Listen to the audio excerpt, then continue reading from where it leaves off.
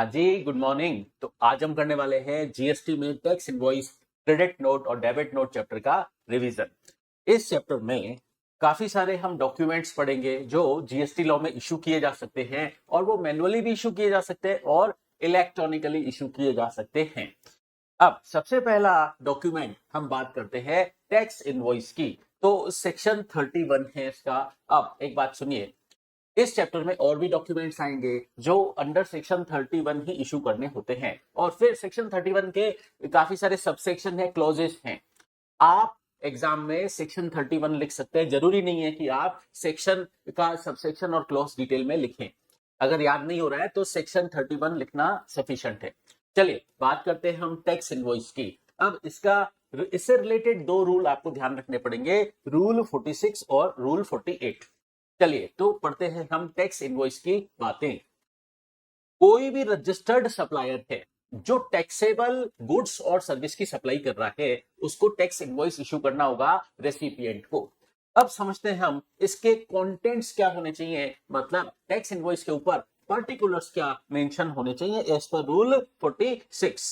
तो रूल 46 बोलता है कुछ पर्टिकुलर्स टैक्स इनवॉइस के ऊपर मैंडेटरली आपको शो करने हैं, मेंशन करने हैं। ठीक है, तो वो पर्टिकुलर्स क्या है? सप्लायर का नेम, एड्रेस, जीएसटीएन नंबर, फिर बिल नंबर जिसको हम बोलेंगे कॉन्जिक्यूटिव सीरियल नंबर, लेकिन वो 16 डिजिट से ज्यादा का नहीं होना चाहिए, ज्यादा से ज्यादा 16 डिजिट। अब हाँ, आप अपनी बिल बुक वन और मल्टीपल सीरीज में चला सकते हैं। इस बात को हम एक एग्जांपल से समझते हैं। मान लीजिए मैं मैन्युफैक्चरर ऑफ गुड्स हूं। अब मैं होलसेलर को जब बिल इशू करता हूं, वो अलग बिल बुक की सीरीज चलती है मेरी, और जब मैं रिटेलर को गुड सेल करता हूं तो उसके लिए मैंने बिल बुक की सीरीज अलग चलाई है। ऐसा अलाउड है। इसका मतलब आप बिल बुक मल्टीपल सीरीज में बना सकते हैं। अब सुनिए, जो बिल नंबर है, सीरियल नंबर है, वो उसके अंदर अल्फाबेट्स हो सकते हैं, न्यूमेरिक हो सकते हैं, और स्पेशल कैरेक्टर्स हो सकते हैं, जैसे हाइफन, स्लैश और डैश। ठीक है, या उनका कोई कॉम्बिनेशन भी हो सकता है। लेकिन आप बिल नंबर रखने का जो भी पैटर्न फॉलो कर रहे हैं, वो आपको पूरे साल में, पूरे फाइनेंशियल ईयर में यूनिक रखना पड़ेगा। फिर बिल के ऊपर, टैक्स इनवॉइस के ऊपर डेट ऑफ इशू होना चाहिए कि वो बिल आपने कब इशू किया, और अगर रेसिपिएंट रजिस्टर्ड है तो उसका भी नेम, एड्रेस, जीएसटीएन नंबर, और अगर रेसिपिएंट यूआईएन होल्डर है तो उसका यूआईएन नंबर आपको मेंशन करना पड़ेगा। अब सुनिए, अगर रेसिपिएंट अनरजिस्टर्ड है, अगर रेसिपिएंट अनरजिस्टर्ड है, आप सप्लायर हो, आपको टैक्स इनवॉइस इशू करना है, बट आपके सामने जो रेसिपिएंट है वो अनरजिस्टर्ड है। अब उस केस में आपको वैल्यू ऑफ सप्लाई चेक करना पड़ेगा। अगर वैल्यू ऑफ सप्लाई एटलीस्ट 50,000 है तो उस केस में आपको रेसिपिएंट का नेम और एड्रेस टैक्स इनवॉइस के ऊपर लिखना पड़ेगा। अब एक बात और, अगर एड्रेस ऑफ डिलीवरी अलग है तो वो भी लिखना पड़ेगा। इसके अलावा स्टेट का नेम और कोड भी लिखना पड़ेगा। ठीक है, प्लेस ऑफ सप्लाई वाला जो स्टेट है और उसका कोड मेंशन करना पड़ेगा। ये कब? जब वैल्यू ऑफ सप्लाई कम से कम 50,000 है। लेकिन अगर value of supply less than 50,000 है तो उस केस में ये सब लिखना ऑप्शनल है। अगर रेसिपिएंट रिक्वेस्ट करे कि ये सारी डिटेल आप इनकॉर्पोरेट करो तो आपको बिल के ऊपर मेंशन करना पड़ेगा। अब बात करते हैं हम तीन सर्विसेज की जहां पर रेसिपिएंट अनरजिस्टर्ड है, सप्लायर तो रजिस्टर्ड है, रेसिपिएंट अनरजिस्टर्ड है। वो तीन सर्विसेज कौन सी है? ऑनलाइन मनी गेमिंग, इसके अलावा अगर कोई टैक्सेबल सर्विस ईसीओ के थ्रू दी जा रही है, ये दूसरा केस। फिर तीसरा case OIDAR services, online information database access और रिट्रीवल सर्विसेज दी जा रही है, और सामने कौन है? रेसिपिएंट अनरजिस्टर्ड है। उस केस में अगर आप रेसिपिएंट का कंप्लीट एड्रेस, फुल एड्रेस नहीं लिखते हैं तो भी चलेगा। उस केस में स्टेट का नेम लिखना ही सफिशिएंट है। ठीक है, उस केस में आप सिर्फ स्टेट का नेम मेंशन कर दीजिए, वो भी सफिशिएंट कंप्लायंस माना जाएगा। अब बात सुनिए, आप जो गुड्स और सर्विस की सप्लाई कर रहे हैं, अगर गुड्स की सप्लाई कर रहे हैं तो गुड्स का HSN कोड मेंशन करना होगा, और अगर सर्विस की सप्लाई कर रहे हैं तो service accounting code, SAC, service accounting code mention करना पड़ेगा। और आप कौन से गुड्स और सर्विस की सप्लाई कर रहे हैं उसका डिस्क्रिप्शन देना होगा। अब सुनिए, अगर गुड्स का मैटर है तो आपको क्वांटिटी भी मेंशन करनी पड़ेगी और यूनिक क्वांटिटी कोड भी लिखना पड़ेगा। यूनिक क्वांटिटी कोड क्या होता है कि ये गुड्स केजी में एक्सप्रेस किया जा रहा है या मीटर में एक्सप्रेस किया जा रहा है या लीटर में एक्सप्रेस किया जा रहा है या पीसेस में एक्सप्रेस किया जा रहा है, इसको हम बोलते हैं यूनिक क्वांटिटी कोड।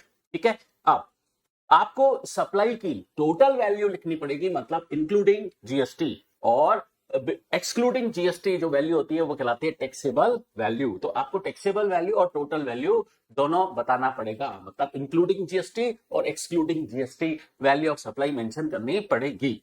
अब सुनिए, कोई डिस्काउंट दिया है, अबेटमेंट दिया है, तो वो भी आपको शो करना पड़ेगा। अब टैक्स इनवॉइस के ऊपर टैक्स रेट आपको बतानी पड़ेगी और टैक्स का अमाउंट भी बताना पड़ेगा। ये टैक्स रेट और टैक्स का अमाउंट आपको टैक्स कंपोनेंट वाइज बताना पड़ेगा, मतलब सीजीएसटी का अलग, एसजीएसटी का अलग, या आईजीएसटी चार्ज किया गया है, इंटर स्टेट सप्लाई है तो फिर आईजीएसटी का अमाउंट। ठीक है, तो वो टैक्स कंपोनेंट वाइज अलग अलग आपको बताना पड़ेगा। क्या? टैक्स रेट और टैक्स अमाउंट अलग अलग बताना पड़ेगा। सीजीएसटी, एसजीएसटी, यूटीजीएसटी वगैरह का सबका अलग अलग बताना पड़ेगा।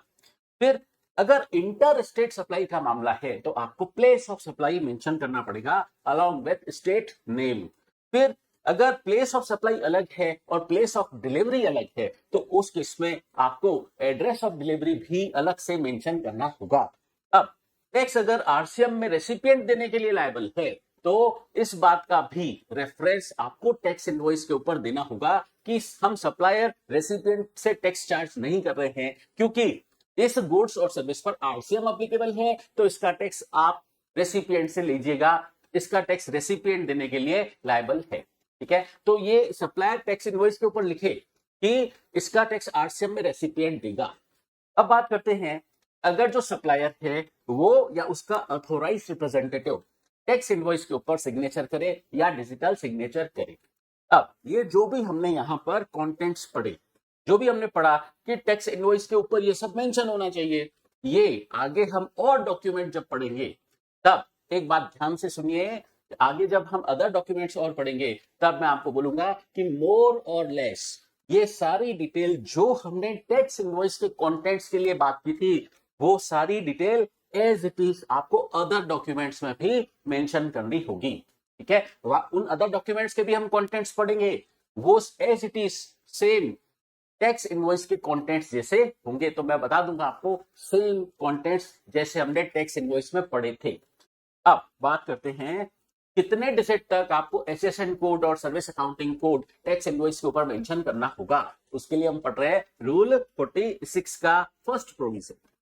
आपको अगर आपका इमीडिएटली प्रीसीडिंग फाइनेंशियल ईयर का एनुअल टर्नओवर अगर 5 करोड़ से 5 करोड़ तक है, 5 करोड़ तक है, 5 करोड़ से ज्यादा नहीं है, तो उस केस में आपको 4 डिजिट तक एचएसएन कोड या सर्विस अकाउंटिंग कोड मेंशन करने होंगे। अब इसमें एक बात सुनिए, अगर आपकी इमीडिएटली प्रीसीडिंग ईयर का टर्नओवर 5 करोड़ को एक्सीड नहीं करता है और अगर आपने B2B सप्लाई की है तो उस केस में आपको 4 डिजिट तक एचएसएन कोड या सर्विस अकाउंटिंग कोड मेंशन करना होगा, कंपलसरी है। लेकिन B2C सप्लाई का मैटर है तो उस केस में ये 4 डिजिट तक मेंशन करना ऑप्शनल है। ठीक है, अब एक बात सुनिए, अगर आपका इमीडिएटली प्रीसीडिंग फाइनेंशियल ईयर का एनुअल टर्नओवर 5 करोड़ से ज्यादा है तो उस केस में क्या होगा? उस केस में चाहे B2B सप्लाई हो चाहे आप B2C सप्लाई दे रहे हैं, आपको 6 डिजिट तक, आपको चाहे B2B सप्लाई का मैटर है चाहे B2C सप्लाई का मैटर है, उस केस में आपको 6 डिजिट तक एचएसएन कोड और सर्विस अकाउंटिंग कोड मेंशन करने होंगे। ठीक है, अब बात करते हैं आपको टैक्स इनवॉइस कितनी कॉपीज में इशू करना है। अगर गुड्स का मैटर है तो रिपीटेड कॉपी में, मतलब 3 कॉपीज आपको बनानी होंगी टैक्स इनवॉइस की। एक तो ओरिजिनल कॉपी रेसिपिएंट के लिए और डुप्लीकेट कॉपी ट्रांसपोर्टर के लिए, और तीसरी कॉपी आपको सप्लायर को रिकॉर्ड पर्पसेस के लिए खुद के लिए बनानी होगी। अब अगर सर्विस का मामला है तो इनवॉइस 2 कॉपीज में, मतलब डुप्लीकेट कॉपीज 2 कॉपीज में इशू किया जाएगा। ओरिजिनल कॉपी रेसिपिएंट के लिए और डुप्लीकेट कॉपी सप्लायर अपने रिकॉर्ड पर्पसेस के लिए बनाएगा। अब बात करते हैं हम ई इनवॉइस की। ई इनवॉइस के प्रोविजंस पहले सुनिए किस पर एप्लीकेबल होंगे।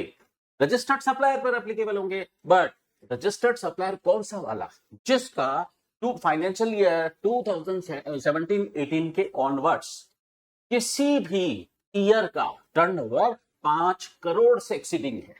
ध्यान से सुनिए, मैंने क्या बोला, 2017-18 के ऑनवर्ड्स किसी भी फाइनेंशियल ईयर का अगर उसका टर्नओवर 5 करोड़ से एक्सीडिंग है और वो रजिस्टर्ड सप्लायर है, तो फिर उस पर ई इनवॉइसिंग के प्रोविजंस एप्लीकेबल हो जाएंगे। बट ई इनवॉइस कौन सी सप्लाई के रेस्पेक्ट में बनाना होगा, वो आपकी B2B सप्लाई होनी चाहिए। B2B सप्लाई का आपको ई इनवॉइस बनाना पड़ेगा। इसके अलावा एक्सपोर्ट ट्रांजैक्शन के रेस्पेक्ट में भी आपको ई इनवॉइस बनाना होगा। ठीक है, तो ध्यान रखिए, आगे चलकर हम क्यूआर कोड वगैरह की रिक्वायरमेंट समझेंगे। वहां पर हम पढ़ेंगे क्यूआर, डायनेमिक क्यूआर कोड। वहां पर आएगा कि वो एप्लीकेबल होगा B2C सप्लाई के लिए, और यहां पर हम पढ़ रहे हैं ई इनवॉइस एप्लीकेबल होगा B2B सप्लाई के लिए। ये कंपैरिजन आपको दिमाग में ध्यान रखना पड़ेगा। अब ई इनवॉइस आपको प्रिपेयर करना पड़ेगा, उस पर इनवॉइस रेफरेंस नंबर होना चाहिए। ठीक है, ये इनवॉइस रेफरेंस नंबर 64 डिजिट का हैश होता है। ठीक है, और सारी इंफॉर्मेशन आपको, फॉर एग्जांपल आपने अपने अकाउंटिंग सॉफ्टवेयर से इनवॉइस बना दिया है, उस इनवॉइस का नंबर अलग होगा। ठीक है, फिर आप IRP पोर्टल पर जाएंगे। IRP पोर्टल का फुल फॉर्म है इनवॉइस रजिस्ट्रेशन पोर्टल। इसका मतलब आपने जो इनवॉइस एक बार बना दिया है, वो आपको इनवॉइस रजिस्ट्रेशन पोर्टल पर जाकर रजिस्टर करना पड़ेगा। ठीक है, और ये पोर्टल आपको बदले में ई इनवॉइस इशू कर देगी, आपको सेंड कर देगी। ठीक है, तो मैंने क्या बोला, एक बार अकाउंटिंग सॉफ्टवेयर से आप अपना टैक्स इनवॉइस बना लीजिए, फिर उसकी सारी डिटेल आप अपलोड करिए IRP पोर्टल पर, मतलब अपने इस टैक्स इनवॉइस का रजिस्ट्रेशन कराइए IRP पोर्टल पर। ठीक है, वो IRP पोर्टल आपको ई इनवॉइस प्रिपेयर करके दे देगी। ठीक है, अब गवर्नमेंट ने IRP पोर्टल जो बनाई है, इनवॉइस रजिस्ट्रेशन पोर्टल, ये 10 बनाई है। ठीक है, कारण इतने सारे बिजनेसमैन जब ई इनवॉइस इशू करेंगे और साइट पर ट्रैफिक जाम हो गया, तो फिर उस केस में क्या होगा, दिक्कत होगी, बिजनेस ठप हो जाएंगे। तो गवर्नमेंट ने 10 बनाई है आपकी ये ई इनवॉइस बनाने के लिए, IRP पोर्टल 10 बनाई है, जिनका नाम क्या रखा है, देखिए www.einvoice1, ठीक है, .gst.gov.in। ठीक है, अब ये जो वन है, इसकी जगह 2, 3, 4, 5, 6, 10 तक IRP पोर्टल बनाई गई है ई इनवॉइस जनरेट करने के लिए। अब लेकिन कुछ लोगों पर ई इनवॉइस के प्रोविजंस एप्लीकेबल नहीं है, मतलब अगर वो सप्लायर है तो उनको ई इनवॉइस इश्यू नहीं करना है। तो गवर्नमेंट डिपार्टमेंट जितने भी हैं, जैसे ministry of communication and information technology, ये जस्ट एक एग्जांपल है, जितने भी गवर्नमेंट डिपार्टमेंट हैं, अगर वो सप्लायर हैं तो उनको ई इनवॉइस के प्रोविजंस एप्लीकेबल नहीं होंगे, भले ही उनका टर्नओवर 5 करोड़ की लिमिट को एक्सीड कर रहा है। लोकल अथॉरिटी को भी ई इनवॉइसिंग के प्रोविजंस एप्लीकेबल नहीं होंगे। सेज यूनिट को भी ई इनवॉइस नहीं बनाना है, बट सेज डेवलपर को बनाना है। देखिए, सेज यूनिट अलग बात होती है, सेज डेवलपर अलग बात होती है। सेज यूनिट को तो ई इनवॉइसिंग के प्रोविजंस एप्लीकेबल नहीं है, लेकिन सेज डेवलपर पर ई इनवॉइस के प्रोविजंस एप्लीकेबल है। ठीक है, अब सबसे खास बात सुनिए, insurer, banking company, financial institution, MBFC वगैरह को भी ई इनवॉइस नहीं बनाना है। फिर जो GTA है, जो गुड्स ट्रांसपोर्टेशन की सर्विस दे रहा है, इन ए गुड्स कैरेज बाय रोड, तो उसको भी ई इनवॉइस के प्रोविजंस एप्लीकेबल नहीं है।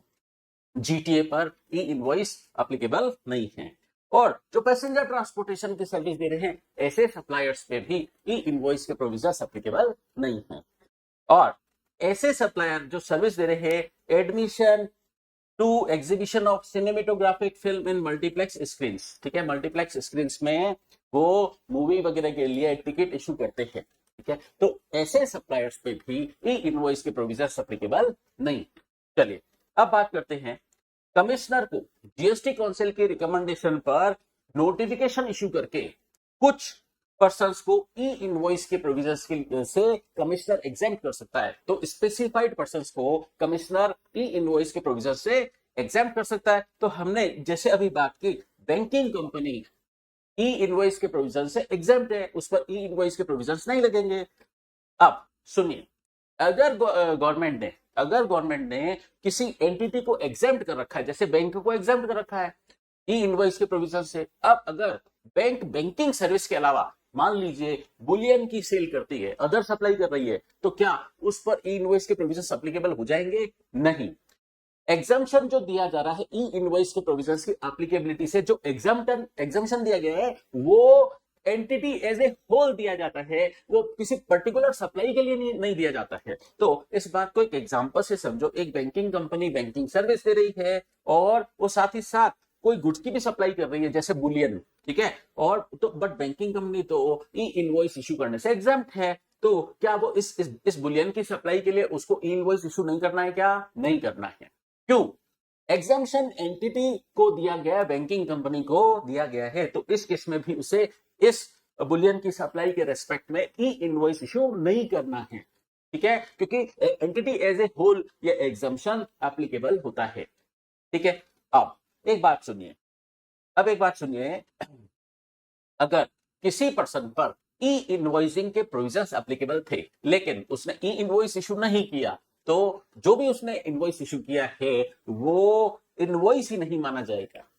इनवॉइस को इनवॉइस ही नहीं माना जाएगा अगर ई इनवॉइसिंग के प्रोविजंस एप्लीकेबल थे बट आपने ई इनवॉइस इशू नहीं किया। तो अब ई इनवॉइस पर यह प्रोविजन एप्लीकेबल नहीं होगा कि गुड्स के केस में ट्रिप्लीकेट कॉपीज जनरेट करनी होती है और सर्विसेज के केस में डुप्लीकेट कॉपीज इनवॉइस की जनरेट करनी होती है, मतलब 3 कॉपीज में जनरेट करना है या 2 कॉपीज में जनरेट करना है। अगर ई इनवॉइसिंग के प्रोविजन एप्लीकेबल हैं तो ये 2 कॉपीज 3 कॉपीज वाली बातें एप्लीकेबल ही नहीं होंगी, ठीक है। तो 2 कॉपीज 3 कॉपीज वाली बातें ई इनवॉइस पर एप्लीकेबल नहीं है। अब एक बात सुनिए, अगर ई इनवॉइस इशू किया गया है, अगर ई इनवॉइस इशू किया गया है तो टैक्स इनवॉइस की फिजिकल कॉपी कैरी करने की कोई जरूरत नहीं है, ठीक है। तो ई इनवॉइस अगर जनरेट किया है सप्लायर ने तो उसके अंदर ऊपर क्या होता है? आईआरएन नंबर होता है, इनवॉइस रेफरेंस नंबर होता है और उसके साथ साथ क्यूआर कोड होता है, ठीक है। तो प्रॉपर ऑफिसर चाहे तो कभी भी जीएसटी की पोर्टल से, आईआरएन पोर्टल से ये बात वेरीफाई कर सकता है खुद। इसलिए प्रॉपर ऑफिसर ये आईआरएन नंबर देकर, क्यूआर कोड देकर खुद ही जीएसटी की पोर्टल से इनवॉइस को वेरीफाई कर सकता है। इसलिए इस केस में अगर ई इनवॉइस जनरेट हुआ है तो टैक्स इनवॉइस की फिजिकल कॉपी साथ में कैरी करने की जरूरत नहीं है। अगर मान लो गुड्स ट्रांसपोर्टेशन में जा रहा है, फिजिकल कॉपी नहीं है, चलेगा, ठीक है। प्रॉपर ऑफिसर को चाहिए तो वो आईआरएन पोर्टल से ये इनवॉइस, ई इनवॉइस वेरीफाई कर सकता है। अब एक बात समझते हैं, देखिए जितने भी गवर्नमेंट डिपार्टमेंट हैं उनको कई बार क्या होता है, टीडीएस डिडक्ट करना होता है अंडर सेक्शन 54, तो वो टीडीएस डिडक्टर के रूप में रजिस्ट्रेशन कराते हैं। अब अगर टीडीएस डिडक्टर के रूप में रजिस्ट्रेशन कराना है तो हम पढ़ चुके सेक्शन 24 कंपलसरी रजिस्ट्रेशन कराना होता है, ठीक है। तो टीडीएस डिडक्टर को कंपलसरी रजिस्ट्रेशन कराना होता है अंडर सेक्शन 24, तो वो रजिस्टर्ड माने जाएंगे क्या? यस, रजिस्टर्ड माने जाएंगे। तो अब अगर इन पर ई इनवॉइसिंग के प्रोविजंस एप्लीकेबल हैं, मान लीजिए मैं एक सप्लायर हूं, ठीक है, मैं किसी गवर्नमेंट डिपार्टमेंट को सप्लाई कर रहा हूं, वो गवर्नमेंट डिपार्टमेंट टीडीएस डिडक्टर है, मतलब वो भी रजिस्टर्ड है, मैं सप्लायर रजिस्टर्ड और वो रेसिपिएंट गवर्नमेंट डिपार्टमेंट भी रजिस्टर्ड, ठीक है। तो ये B2B सप्लाई हो जाएगा क्या? हाँ, तो मैं सप्लायर क्या उस गवर्नमेंट डिपार्टमेंट को ई इनवॉइस इशू करूं? यस, मैं सप्लायर भी रजिस्टर्ड, वो गवर्नमेंट डिपार्टमेंट भी रजिस्टर्ड, वो रजिस्टर्ड हालांकि टीडीएस डिडक्टर के रूप में लेकिन रजिस्टर्ड तो है। मैं सप्लायर रजिस्टर्ड, वो भी रजिस्टर्ड, तो ये B2B सप्लाई हो जाएगा और ई इनवॉइसिंग प्रोविजंस इस पर एप्लीकेबल होते हैं, B2B सप्लाई के केस में एप्लीकेबल होते हैं। अब एक बात समझते हैं, अगर मैंने ई इनवॉइस बना दिया है तो आईआरएन नंबर जनरेट हो गया है, इनवॉइस रेफरेंस नंबर जनरेट हो गया है, क्या मेरा ये इनवॉइस रेफरेंस नंबर आईआरएन एक बार जनरेट हो गया, क्या मैं इसको कैंसिल कर सकता हूं? यस, कैंसिल कर सकते हैं आप। आईआरएन वाली पोर्टल पर जाकर, invoice reference portal IRP portal पर जाकर आप इस आईआरएन को कैंसिल कर सकते हैं, ठीक है। लेकिन अब एक बात सुनिए, अगर इस ई इनवॉइस के साथ कोई ई-वे बिल बनाया गया, इस ई इनवॉइस के साथ कोई ई-वे बिल बना है और वो एक्टिव है और गुड्स रास्ते में प्रॉपर ऑफिसर ने वेरीफाई कर लिया है, तो फिर उस सिचुएशन में इस IRN का, इनवॉइस रेफरेंस नंबर का कैंसिलेशन अलाउ नहीं है। देखिए सुनिए, मैंने क्या बोला, इन जनरल आप IRN नंबर, आपका ई इनवॉइस जनरेट हो गया, आपका IRN नंबर आ गया, उस इनवॉइस का रेफरेंस नंबर आ गया, आप IRN पोर्टल पे जाके, IRP पोर्टल पे जाके उस IRN को कैंसिल कर सकते हो, ठीक है, मतलब वो ई इनवॉइस कैंसिल कर सकते हो। लेकिन अगर उस ई इनवॉइस के साथ साथ आपने ई वे बिल भी बनाया है और आपका वो गुड्स रास्ते में जा रहा था, प्रॉपर ऑफिसर ने उसको वेरीफाई कर लिया, तो फिर आप ये IRN नंबर यानी ई इनवॉइस कैंसिल नहीं कर पाएंगे, ठीक है। अब एक बात सुनिए, ई इनवॉइस बन चुका है, उसमें अमेंडमेंट करना है, ठीक है, और वो अपलोड हो चुका है IRP पोर्टल पर, बट उस ई इनवॉइस में हमको अगर अमेंडमेंट करना है तो वो तो GST की नॉर्मल पोर्टल पर होगा, IRP पोर्टल पे नहीं होगा, ठीक है। और वो कब होगा, जब हम GST की पोर्टल पर GSTR1 फाइल करेंगे, एट दैट टाइम हम ये ई इनवॉइस में अमेंडमेंट कर सकते हैं। ई इनवॉइस में अमेंडमेंट IRP पोर्टल पर नहीं होगा, नॉर्मल GST पोर्टल पर ही होगा, ठीक है। मैंने दो अलग अलग बातें बोली हैं यहाँ पर। क्या बोला मैंने कि आपको IRN कैंसिल करना है, आप IRP पोर्टल पर जाइए, आपको इस ई इनवॉइस में अमेंडमेंट करना है, ठीक है, तो IRP पोर्टल पे नहीं, आपको GST की नॉर्मल पोर्टल पर ये ई इनवॉइस के अंदर आप अमेंडमेंट कर पाएंगे। कब, जब आप अपना GSTR1 फाइल कर रहे होंगे तब। अब सुनिए, अदर प्रोविजंस। ई इनवॉइस का मतलब ये नहीं है कि आपको गवर्नमेंट की साइट पे जाके इनवॉइस बनाना है, ठीक है। आप अपने नॉर्मल अकाउंटिंग सॉफ्टवेयर से एक बार नॉर्मल इनवॉइस बना दीजिए, फिर इस IRP पोर्टल पे जाके इस इनवॉइस का आपको रजिस्ट्रेशन कराना है, इसी को ही बोला जाता है ई इनवॉइस, ठीक है। तो आपको ये पर्टिकुलर इनवॉइस IRP पोर्टल पे रजिस्टर करना है।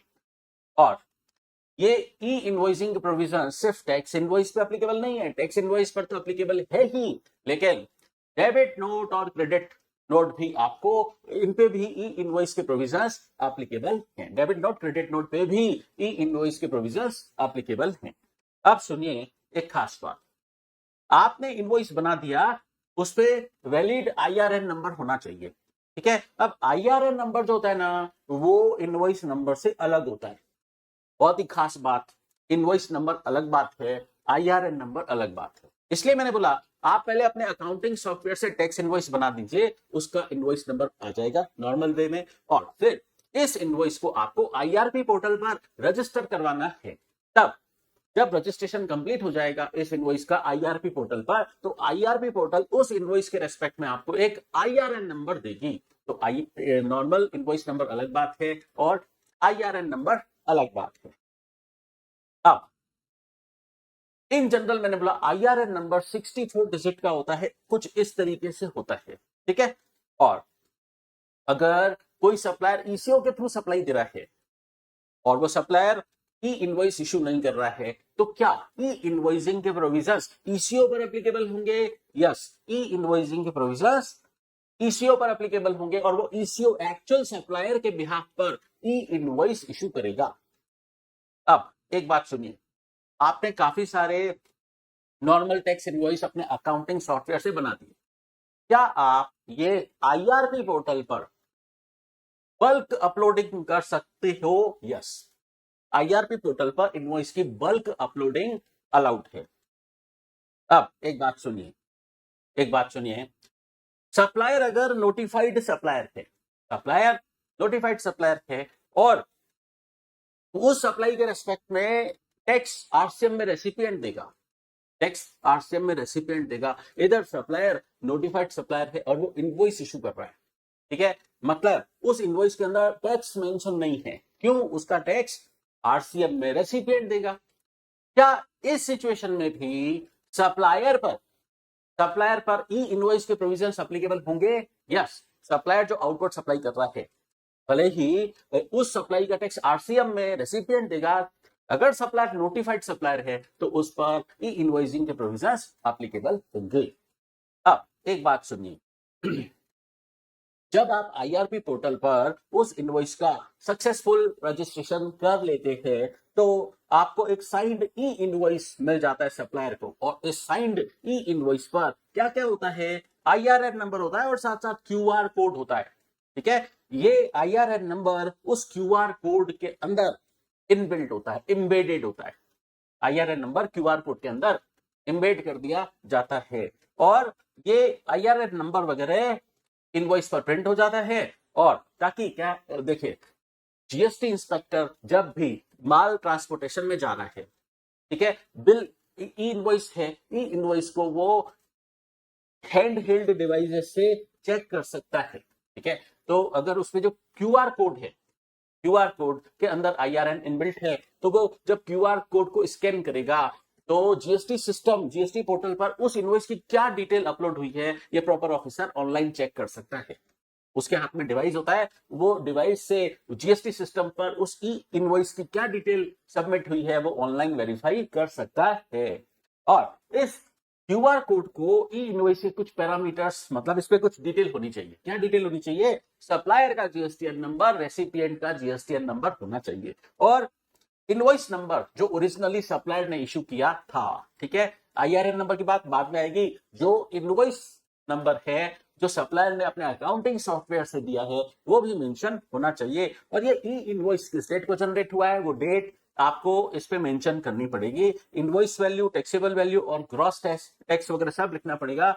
नंबर ऑफ लाइन आइटम्स, मतलब फॉर एग्जांपल आप 3 कैटेगरी का गुड्स बेच रहे हैं तो उन सबके आइटम की डिटेल और हर आइटम का HSN कोड, मेन आइटम जो है उसका मस्ट है। ठीक है, और जो हाईएस्ट टैक्सेबल वैल्यू वाला आइटम है उसका HSN कोड, देखिए कई बार काफी सारे गुड्स होते हैं और हर किसी का HSN कोड लिख पाना पॉसिबल नहीं होता है। तो जो हाईएस्ट वैल्यू वाला आइटम है उसका HSN कोड इस QR कोड के अंदर मेंशन होना चाहिए। और अब इनवॉइस रजिस्ट्रेशन नंबर की बात आ रही है, इसलिए मैंने बोला इनवॉइस नंबर अलग बात है और इनवॉइस रेफरेंस नंबर अलग बात है, जो कि 64 डिजिट का हैश होता है। और आपने IRN कब जनरेट किया उसकी डेट भी होनी चाहिए। अब बात करते हैं, अब जो बात शुरू हो रही है वो कुछ अलग ही है। अब जो बात है वो बिल्कुल अलग है। ई इनवॉइस की बात खत्म हो गई है, अब हम एक नया प्रोविजन समझने जा रहे हैं। ये मैं इतना इस फोकस से इसलिए बोल रहा हूं, दो बातें स्टूडेंट आपस में मर्ज कर देते और हमेशा कंफ्यूज होते रहते हैं। ई इनवॉइस की बात खत्म हो गई है, अब एक नई बात शुरू हो रही है, इन दोनों को आपस में मर्ज मत करना। चलिए सुनिए, अब पढ़ रहे हम रूल 46 का 6th प्रोविजो। टैक्स इनवॉइस के ऊपर डायनेमिक QR कोड होना चाहिए। ठीक है, अब इसको ऊपर वाले कोड वाली बात से मर्ज मत करना, ये अलग बात पढ़ने जा रहे हैं। सुनिए, ये अलग बात क्यों है? देखिए, ई इनवॉइस की अब मैं कंपैरिजन अगर नोट करना चाहते हैं तो करो। ई इनवॉइस कहां एप्लीकेबल है? ई इनवॉइस B2B सप्लाई के केस में एप्लीकेबल है और ये डायनेमिक QR कोड की बात B2C सप्लाई के केस में एप्लीकेबल है। कंपैरिजन समझ आया? इसलिए मैंने बोला दोनों अलग अलग बातें हैं।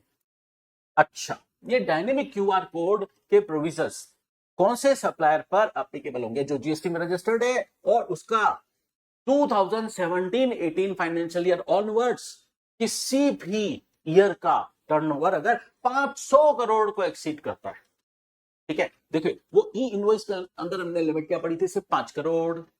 और यहां डायनेमिक QR कोड के लिए हम लिमिट क्या पढ़ रहे हैं? Turnover limit 500 crore. ठीक है, अब सुनिए, ये B2C सप्लाई का मामला है, मतलब रेसिपिएंट अनरजिस्टर्ड होना चाहिए। ठीक है, तो इसलिए मैंने बोला B2C सप्लाई है, सप्लायर रजिस्टर्ड है, रेसिपिएंट अनरजिस्टर्ड है, तो इनवॉइस के ऊपर डायनेमिक QR कोड मेंशन होना चाहिए। अब सुनिए, डायनेमिक QR कोड के प्रोविजंस कुछ सप्लायर्स पे एप्लीकेबल नहीं है।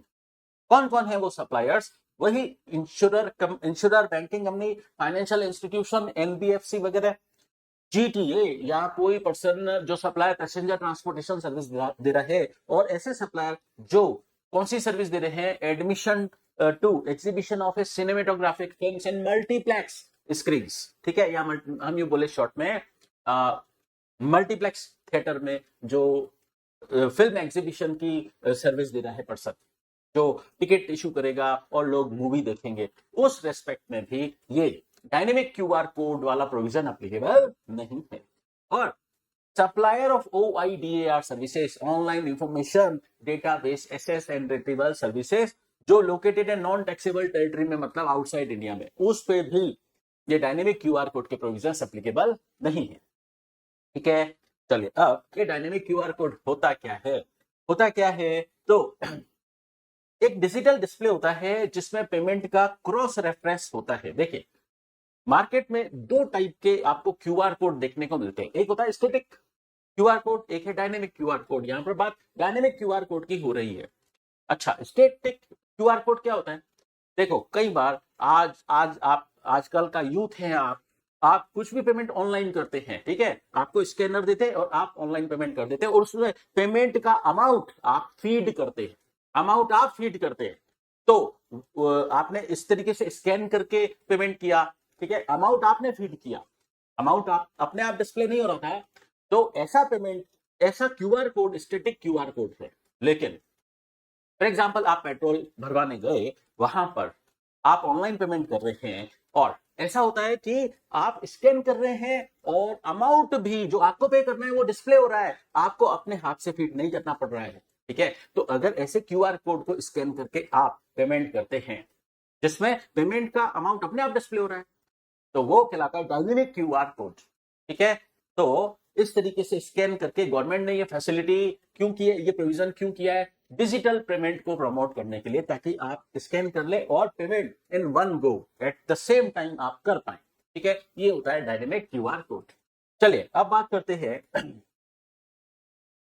हमें पता है कि यूआईएन होल्डर को रजिस्टर्ड पर्सन नहीं माना जाता है, इसलिए उस पर जीएसटी कंप्लायंसेस ज्यादा नहीं रखी गई हैं। कारण जीएसटी कंप्लायंसेस तो रजिस्टर्ड पर्सन पे ज्यादा रखी गई हैं, और यूआईएन होल्डर जो है वो जीएसटी में रजिस्टर्ड पर्सन नहीं माना जाता है। तो अगर मैं एक सप्लायर किसी यूआईएन होल्डर को सप्लाई दे रहा हूं, वो रजिस्टर्ड नहीं माना जा रहा है, तो क्या ये B2C सप्लाई हो गया? यस, हो गया। तो इस केस में आपको डायनेमिक क्यूआर कोड की कंप्लायंस करनी पड़ेगी। दोबारा सुनिए, मैंने क्या बोला? मैंने बोला मैं रजिस्टर्ड सप्लायर हूं और मैं किसी यूआईएन होल्डर को सप्लाई दे रहा हूं, वो जीएसटी में रजिस्टर्ड नहीं माना जाएगा। तो क्या ये B2C सप्लाई का केस हुआ? यस।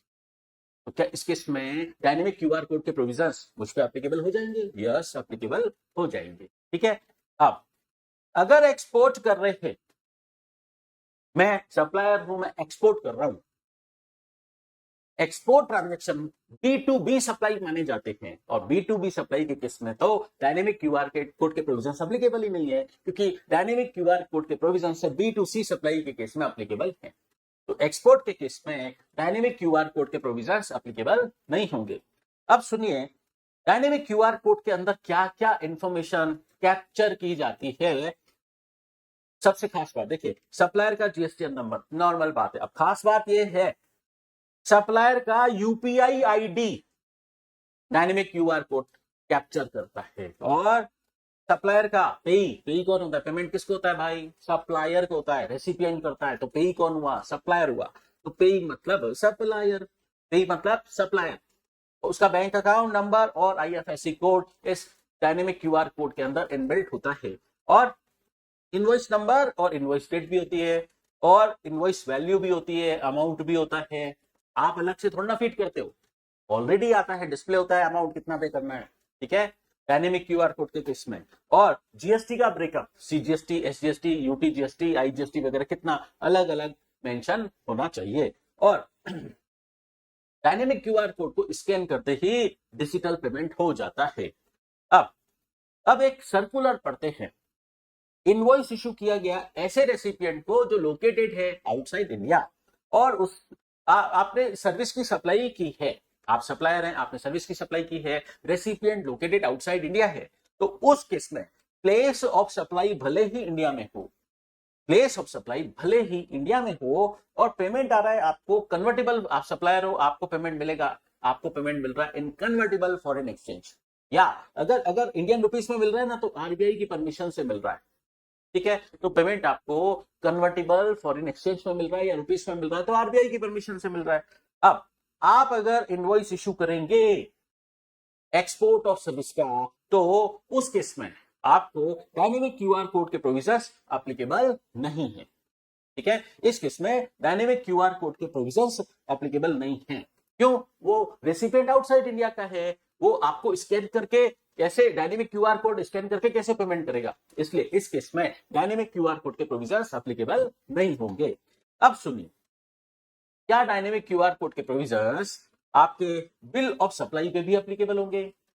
ठीक है, अब कई लोगों को एक कंफ्यूजन आता है यहाँ पर कि bill of supply, sir bill of supply तो कंपोजिशन सप्लायर इशू करता है, और कंपोजिशन स्कीम तभी होती है जब टर्नओवर 1.5 करोड़ से ज्यादा नहीं है, और इधर आप डायनेमिक क्यूआर कोड के प्रोविजंस में लिख रहे हो कि टर्नओवर 500 करोड़ के ऊपर होना चाहिए। किसके ऊपर होना चाहिए? टर्नओवर 500 करोड़ के ऊपर होना चाहिए। ठीक है, तो composition scheme bill of supply issue करेंगे तो उनका टर्नओवर तो 1.5 करोड़ के अंदर ही है, तो उन पर क्या बात कर रहे हो सर? डायनेमिक क्यूआर कोड के प्रोविजंस एप्लीकेबल ही कैसे हो सकते हैं? देखिए, बिल ऑफ सप्लाई के बातें सिर्फ कंपोजिशन सप्लायर पे एप्लीकेबल नहीं होती है, उस पे तो होती है, लेकिन जो एग्जाम्प्टेड सप्लाई करते हैं चाहे गुड्स की सर्विस की, उन पे भी बिल ऑफ सप्लाई के प्रोविजंस एप्लीकेबल होते हैं। ठीक है, तो डायनेमिक क्यूआर कोड के प्रोविजंस बिल ऑफ सप्लाई पे भी इक्वली एप्लीकेबल है, बट प्रैक्टिकली काम कहां आएंगे? उन सप्लायर्स पर जो एग्जाम्प्टेड सप्लाई करते हैं। ठीक है, चलिए अब हम पढ़ते हैं रिवाइज्ड टैक्स इनवॉइस की बातें। Section 31 sub section 3 clause A, read with rule 53। Revise tax invoice कुछ केसेस में इशू करना होता है। कब इशू करना होता है? आप invoice tax invoice already issue कर चुके हो, आपको उसको रिवाइज करके रिवाइज टैक्स इनवॉइस इशू करना पड़ेगा। ठीक है, तो रिवाइज टैक्स इनवॉइस के प्रोविजंस एप्लीकेबल होंगे वहां पर। फॉर एग्जांपल, हमने रजिस्ट्रेशन चैप्टर में एक बात पढ़ी थी कि जिस दिन आपकी रजिस्ट्रेशन की लायबिलिटी है, उससे अगर आप 30 दिन के अंदर अप्लाई कर देते हो रजिस्ट्रेशन के लिए, तो आपका रजिस्ट्रेशन लायबिलिटी डेट से ही इफेक्टिव हो जाता है। लेकिन अगर आप 30 दिन के अंदर रजिस्ट्रेशन लायबिलिटी डेट के 30 दिन के अंदर अप्लाई नहीं करते, तो आपका रजिस्ट्रेशन ग्रांट डेट से इफेक्टिव होता है। ठीक है, अब इस बात को ऐसे समझिए, for example registration liability date आपकी आ गई, कब आई? आपका टर्नओवर फॉर एग्जांपल 20 लाख को एक्सीड हो गया। ठीक है, तो रजिस्ट्रेशन लायबिलिटी डेट आ गई। अब रजिस्ट्रेशन लायबिलिटी डेट आने के 30 दिन के अंदर आपको अप्लाई करना होता है। आप अप्लाई कर रहे हैं, आपने अप्लाई किया। ठीक है, अब इसके बाद आपको रजिस्ट्रेशन ग्रांट हुआ। जब रजिस्ट्रेशन नंबर ग्रांट होगा, जीएसटीएन नंबर ग्रांट होगा, तब आपको अपना जीएसटीएन नंबर तभी पता पड़ेगा, और तब आप जब रजिस्टर्ड हो जाएंगे तभी इनवॉइस के ऊपर आप अपना जीएसटीएन नंबर लिख पाएंगे। ठीक है, तो वो आपको पता कब पड़ रहा है? रजिस्ट्रेशन ग्रांट डेट को। अब अगर 30 दिन के अंदर अप्लाई कर दिया था रजिस्ट्रेशन लायबिलिटी डेट से, तो आपका रजिस्ट्रेशन ग्रांट डेट से नहीं, रजिस्ट्रेशन लायबिलिटी डेट से इफेक्टिव हो जाएगा। ठीक है, तो इस केस में आपने अप्लाई किया था और बाद में आपको रजिस्ट्रेशन ग्रांट हुआ, आपको इस डेट को अपना जीएसटीएन नंबर पता पड़ा, यह आपको टैक्स इनवॉइस के ऊपर लिखना था। लेकिन इस डेट के बाद से आपने अपने कस्टमर्स को जो बिल इशू किए, ठीक है, उस पर टैक्स का अमाउंट तो चार्ज किया, लेकिन सप्लायर आपको अपना जीएसटीएन नंबर पता नहीं था, तो इस इनवॉइस पर आपने अपना जीएसटीएन नंबर नहीं लिखा। तो इस डेट से लेकर इस डेट तक जो भी आपने इनवॉइस इशू किए, रजिस्ट्रेशन लायबिलिटी डेट से लेकर रजिस्ट्रेशन ग्रांट डेट तक आपने जो भी इनवॉइस इशू किए सप्लायर, उस पे आपने अपना जीएसटीएन नंबर नहीं लिखा। अब ये जो इनवॉइस आपने इशू किए बगैर अपना जीएसटीएन नंबर लिखे, ये आपको रिवाइज करने पड़ेंगे। ठीक है, तो ये रिवाइज करने पड़ेंगे। और क्यों रिवाइज करने पड़ेंगे? ताकि जो उधर रेसिपिएंट है उसको आईटीसी का बेनिफिट मिल पाए। रेसिपिएंट के पास अगर ऐसा इनवॉइस होगा जिस पर सप्लायर का जीएसटीएन नंबर नहीं लिखा है, तो रेसिपिएंट को आईटीसी कैसे मिलेगी? इसलिए सप्लायर आपने जो इस पीरियड में, देखो इस पीरियड को मैं इंटरवेनिंग पीरियड बोलता हूं। इस इंटरवेनिंग पीरियड में जितने भी इनवॉइस आपने ऑलरेडी इशू किए, आपको रिवाइज करने पड़ेंगे, और सप्लायर इस पर आपको अपना जीएसटीएन नंबर लिखना पड़ेगा, ताकि रेसिपिएंट को इनपुट टैक्स क्रेडिट मिलने में प्रॉब्लम नहीं आए। अब ये कब तक रिवाइज टैक्स इनवॉइस कब तक इशू करने होंगे रेसिपिएंट को? रजिस्ट्रेशन ग्रांट डेट से 1 महीने के अंदर इशू करने होंगे। ये revise tax invoice registration grant date से 1 महीने के अंदर इशू करने होंगे। अब हम एक नई बात समझ रहे हैं, रिवाइज टैक्स इनवॉइस क्या कंसोलिडेटेड बेसिस पर इशू हो सकते हैं? यस, हो सकते हैं। मतलब आपने एक पार्टी को, मान लीजिए इस इंटरवेनिंग पीरियड पे रजिस्ट्रेशन लायबिलिटी डेट से रजिस्ट्रेशन ग्रांट डेट तक आपने उस पार्टी को 4 बार सप्लाई की थी। आप रजिस्टर्ड सप्लायर हैं और उधर जो रेसिपिएंट है वो अनरजिस्टर्ड होना चाहिए। खास बात यह है कि रेसिपिएंट अनरजिस्टर्ड होना चाहिए। अब इस इंटरवेनिंग पीरियड में आपने उसको 4 बार सप्लाई की है।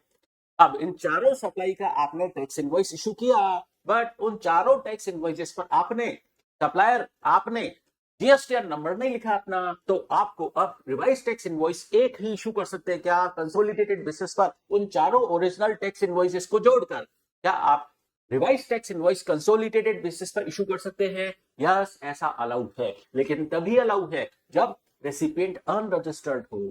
ठीक है, तो रेसिपिएंट अनरजिस्टर्ड होना चाहिए, तभी उस केस में कंसोलिडेटेड बेसिस पर आप रिवाइज टैक्स इनवॉइस इशू कर पाएंगे। अब बात समझते हैं एक अलग बात। अगर इंटर स्टेट सप्लाई की थी और आपने एक पर्टिकुलर स्टेट में सप्लाई की, सपोज उसमें अलग अलग रेसिपिएंट को सप्लाई की, फॉर एग्जांपल 4 थे, उन चारों को दो बार सप्लाई आपने इस तरीके से की और वो चारों रेसिपिएंट अनरजिस्टर्ड हैं। उन चारों अनरजिस्टर्ड रेसिपिएंट की एक बिल की value of A supply 2.5 lakh रुपए से, अगर 2.5 लाख रुपए से एक्सीड नहीं होनी चाहिए, 2.5 लाख रुपए से एक्सीड नहीं होनी चाहिए, तभी आप उनको consolidated revised tax invoice issue कर पाएंगे। हाँ, इशू तो उन चारों को सेपरेटली करेंगे। 4 है ना, उन्होंने दो सप्लाई ली थी, तो दो सप्लाई को कंबाइन करते हुए उन चारों को individually revise tax invoice consolidated basis पर इशू कर पाएंगे। लेकिन अगर उन चारों में से किसी भी एक अनरजिस्टर्ड रेसिपिएंट की वैल्यू ऑफ सप्लाई अगर 2.5 लाख रुपए को एक्सीड हो गई, तो उस केस में आप consolidated revise tax invoice issue नहीं कर पाएंगे। अब रिवाइज टैक्स इनवॉइस के ऊपर सबसे पहले लिखा होना चाहिए प्रोमिनेंट प्लेस पर, मतलब दिखना चाहिए इनवॉइस उठाते हुए ही कि ये रिवाइज्ड इनवॉइस है, और सप्लायर का नेम, एड्रेस, जीएसटी नंबर होना चाहिए और बिल नंबर होना चाहिए, सीरियल नंबर कॉन्जिक्यूटिव होना चाहिए, जो 16 डिजिट से ज्यादा का नहीं होना चाहिए, और वो 1 और मल्टीपल सीरीज में इशू हो सकता है। अब ये बात ठीक वैसे ही है जैसे हमने टैक्स इनवॉइस के केस में कंटेंट्स पढ़े थे। 1 और मल्टीपल सीरीज में आप इशू कर सकते हैं, और इस बिल नंबर जो है उसके अंदर अल्फाबेट्स हो सकते हैं, न्यूमेरिक हो सकते हैं, स्पेशल कैरेक्टर्स हो सकते हैं, जैसे हाइफन, डैश, स्लैश हो सकते हैं, या उनका कोई कॉम्बिनेशन हो सकता है। बट बिलिंग का जो भी नंबरिंग का आप जो पैटर्न फॉलो कर रहे हैं वो आपको पूरे फाइनेंशियल ईयर में यूनिक रखना पड़ेगा। और रिवाइज टैक्स इनवॉइस की डेट ऑफ इशू होनी चाहिए, और रेसिपिएंट अगर रजिस्टर्ड है तो उसका नेम, जीएसटीएन नंबर, अगर वो यूआईएन होल्डर है तो उसका यूआईएन नंबर, ये सब मेंशन होना चाहिए। इसके अलावा अगर आपका रेसिपिएंट अनरजिस्टर्ड है तो उस केस में रेसिपिएंट का नेम और एड्रेस होना चाहिए, और अगर एड्रेस ऑफ डिलीवरी अलग है तो वो भी मेंशन होना चाहिए, और रेसिपिएंट का स्टेट नेम और कोड भी आपको रिवाइज टैक्स इनवॉइस के ऊपर मेंशन करना पड़ेगा। और रिवाइज टैक्स इनवॉइस के ऊपर सबसे खास पॉइंट ये है, point number G. For example, आपने उस अनरजिस्टर्ड रेसिपिएंट को 4 सप्लाई दी थी कुछ इस तरीके से, आपने ये 4 बिल उसको इशू किए थे। अब आप रिवाइज टैक्स इनवॉइस इशू दे रहे हो, इनवॉइस इशू कर रहे हो एक, तो क्या इस रिवाइज टैक्स इनवॉइस के ऊपर इन सारे इनवॉइसेस का रेफरेंस होना चाहिए, नंबरिंग होनी चाहिए? यस, होनी चाहिए। ठीक है, तो इन सारे ओरिजिनल इनवॉइसेस का नंबर, बिल नंबर आपको इस रिवाइज टैक्स इनवॉइस के ऊपर मेंशन करना पड़ेगा कि इन 4 ओरिजिनल टैक्स इनवॉइसेस को इस एक रिवाइज टैक्स इनवॉइस के थ्रू रिवाइज किया गया है। ठीक है, रिवाइज टैक्स इनवॉइस का नंबर अलग होगा, बट उसमें आपको लिखना पड़ेगा कि ये रिवाइज टैक्स इनवॉइस कौन से ओरिजिनल टैक्स इनवॉइसेस को रिवाइज करने के लिए बनाया जा रहा है, इसलिए उन ओरिजिनल टैक्स इनवॉइसेस का बिल नंबर भी आपको इस रिवाइज टैक्स इनवॉइस के ऊपर लिखना पड़ेगा। ठीक है, चलिए अब आगे समझते हैं। कुछ डिटेल आपको रिपीट नहीं करनी है, जैसे वैल्यू ऑफ टैक्सेबल सप्लाई ना लिखो चलेगा, टैक्स रेट ना लिखो या टैक्स का अमाउंट ना लिखो चलेगा, लिख भी सकते हो, मैंडेटरी नहीं है। और सप्लायर या उसके ऑथोराइज रिप्रेजेंटेटिव का सिग्नेचर या डिजिटल सिग्नेचर होना चाहिए। अब एक और कंसेप्ट पढ़ते हैं। हम पढ़ रहे हैं जीएसटी में कितने टाइप के डॉक्यूमेंट्स इशू करने पड़ते हैं। कंसोलिडेटेड टैक्स इनवॉइस, ठीक है। कंसोलिडेटेड टैक्स इनवॉइस का ये कंसेप्ट है section 31 subsection 3 clause B, read with fourth proviso to rule 46। इसमें आप कंसोलिडेटेड बेसिस पर टैक्स इनवॉइस इशू कर सकते हैं। फॉर एग्जांपल, पूरे दिन आपके पास कस्टमर आते रहे, रेसिपिएंट आते रहे, आप सप्लाई करते रहे, फिर पूरे डे एंड में एक ही इनवॉइस बनाना है। ऑल सप्लाईज का आप एक ही इनवॉइस बनाएंगे डे एंड पर, ठीक है। तो ये कंसेप्ट कहां लगेगा? सारे कस्टमर आए, मतलब जैसे मान लो पूरे दिन में 50 कस्टमर आए, तो क्या उन 50 कस्टमर्स को अलग अलग इनवॉइस इशू करें? नहीं, पूरे दिन में जितने भी सप्लाईज हुई उनको कंबाइन करते हुए कंबाइंड टैक्स इनवॉइस आप बना सकते हैं। तो आपको इंडिविजुअल कस्टमर को टैक्स इनवॉइस अलग अलग इशू करने की जरूरत नहीं है। बट ये प्रोविजन कब काम आएगा? जब आपका एक एक कस्टमर को जो सप्लाई थी इंडिविजुअली, वो value of supply less than 200 है, लेस देन 200 है, और वो जो रेसिपिएंट है ना वो अनरजिस्टर्ड है, रेसिपिएंट अनरजिस्टर्ड है और वो इनवॉइस मांग भी नहीं रहा है। तो उस केस में आप डे एंड पर एक कंसोलिडेटेड टैक्स इनवॉइस इशू करेंगे और ये मैंडेटरी प्रोविजन है, ठीक है। अगर कस्टमर ने इंडिविजुअल मांग लिया तो ठीक है। फॉर एग्जांपल 50 कस्टमर आए थे, उसमें से 10 ने इंडिविजुअल बिल मांगा, तो उनको आप इंडिविजुअली टैक्स इनवॉइस इशू करेंगे। लेकिन बाकी 40 कस्टमर्स का आप डे एंड पर एक कंसोलिडेटेड टैक्स इनवॉइस बना सकते हैं। कब बनाएंगे? At the close. कब बनाएंगे? At the close of each day in respect of all such supplies, ठीक है। अब एक्सेप्शन पढ़ते हैं, मतलब कंसोलिडेटेड बेसिस पर आप डे एंड पर टैक्स इनवॉइस इशू नहीं कर सकते। ये प्रोविजन कुछ लोग ऐसे सप्लायर पे एप्लीकेबल नहीं होगा जो ऐसी सर्विस दे रहे हैं by way of admission to exhibition of cinematographic film in multiplex screens, ठीक है। तो उस केस में आप ये consolidated tax invoice day end पर इशू नहीं कर पाएंगे, वहां ये प्रोविजन काम नहीं आएगा। अब ये कंसोलिडेटेड टैक्स इनवॉइस की जो बात हमने की कि अगर वैल्यू ऑफ सप्लाई आपकी पर कस्टमर 200 रुपए से कम है तो आप कंसोलिडेटेड टैक्स इनवॉइस इशू कर सकते हैं डे एंड पर। ये provision equally bill of supply पे भी एप्लीकेबल है, ठीक है। चलिए अब बिल ऑफ सप्लाई है क्या समझते हैं। Section 31 sub section 3 clause C, read with rule 49। Rule 49 देखो, कोई भी रजिस्टर्ड सप्लायर है, अभी तक जितने भी डॉक्यूमेंट्स इशू करने की बात आई ना वो रजिस्टर्ड सप्लायर के लिए आई है, ठीक है। जो रजिस्टर्ड सप्लायर है जीएसटी कानून में, उसको ये डॉक्यूमेंट्स की रिक्वायरमेंट फुलफिल करनी होगी। तो ये जो रजिस्टर्ड सप्लायर अगर एग्जम्प्टेड सप्लाई कर रहा है, चाहे गुड्स की चाहे सर्विस की, जो एग्जम्प्टेड सप्लायर हैं वो अपने सप्लाई के कनेक्शन में बिल ऑफ सप्लाई इशू करेंगे। क्यों? क्योंकि वो अपने इनवॉइस के अंदर टैक्स चार्ज नहीं कर रहे। टैक्स चार्ज अगर कर रहे होते तो टैक्स इनवॉइस इशू कर रहे होते, लेकिन चूंकि एग्जम्प्टेड गुड्स की सप्लाई, एग्जम्प्टेड गुड्स या सर्विस की सप्लाई कर रहे हैं ना, तो इनवॉइस के अंदर टैक्स तो चार्ज नहीं करेंगे। तो उस केस में वो अपने कस्टमर्स को, अपने रेसिपिएंट्स को बिल ऑफ सप्लाई इशू करेंगे। देखिए एज ए स्टूडेंट आपको ये तो याद रह जाता है कि कंपोजिशन स्कीम के सप्लायर को बिल ऑफ सप्लाई इशू करना होता है, लेकिन ये बात तो स्टूडेंट भूल जाते हैं। याद रखें इस बात को कि एग्जम्प्टेड सप्लाई करने वाले बिल ऑफ सप्लाई इशू करते हैं। और इस बिल ऑफ सप्लाई के कंटेंट क्या है? एक खास बात तो मैंने पहले ही बता दी आपको कि इस पर रेट ऑफ टैक्स और अमाउंट ऑफ टैक्स नहीं होता है। बाकी सारी बातें सेम, बाकी सारी बातें सेम जो हमने टैक्स इनवॉइस के कंटेंट्स पढ़े थे चैप्टर के स्टार्ट पे, वो एज इट इज एप्लीकेबल होंगे। और एक बात और ध्यान रखनी है आपको, क्योंकि टैक्स लग ही नहीं रहा है, इसमें बिल ऑफ सप्लाई के अंदर टैक्स नहीं होता है ना, तो टोटल वैल्यू और टैक्सेबल वैल्यू अलग अलग नहीं होती है, एक ही वैल्यू होती है क्योंकि टैक्स नहीं लगा। और बाकी सारी बातें सेम जो कंटेंट्स हमने टैक्स इनवॉइस के केस में पढ़े थे एज इट इज यहाँ पर एप्लीकेबल है। अब एक बात समझिए, एग्जम्प्टेड सप्लाई, ये जो एग्जम्प्टेड सप्लाई होती है ना, हमने third chapter charge of tax में हमने एक बात समझी थी, एग्जेम्प्टेड सप्लाई का मीनिंग समझा था। क्या समझा था? कि जो सप्लाई आपकी निल रेटेड सप्लाई है, मतलब जिसपे निल रेट ऑफ टैक्स है, या जो होली एग्जेम्प्ट है, पहला पॉइंट, जो सप्लाई आपकी निल रेट वाली है, दूसरा जो होली एग्जेम्प्ट है, या जो तीसरा नॉन टैक्सेबल सप्लाई है। जीएसटी में नॉन टैक्सेबल सप्लाई क्या होता है? वो 5 पेट्रोलियम प्रोडक्ट की सप्लाई और alcoholic liquor for human consumption, वो नॉन टैक्सेबल सप्लाई माना जाता है ना। और non taxable supply exempt supply होता है। तो क्या पेट्रोलियम प्रोडक्ट जैसे नॉन टैक्सेबल सप्लाई है, तो क्या उनको बिल ऑफ सप्लाई इशू करना पड़ेगा? यस, उनको बिल ऑफ सप्लाई इशू करना पड़ेगा। तो जो नॉन टैक्सेबल सप्लाई कर रहे हैं alcoholic liquor for human consumption या पेट्रोलियम प्रोडक्ट की, वो बिल, उन्होंने जो इनवॉइस इशू किया है उसको बिल ऑफ सप्लाई ट्रीट किया जाएगा। ठीक है, चलिए अब एक और खास बात समझते हैं, रूल 46A की। ये रूल 46A क्या है?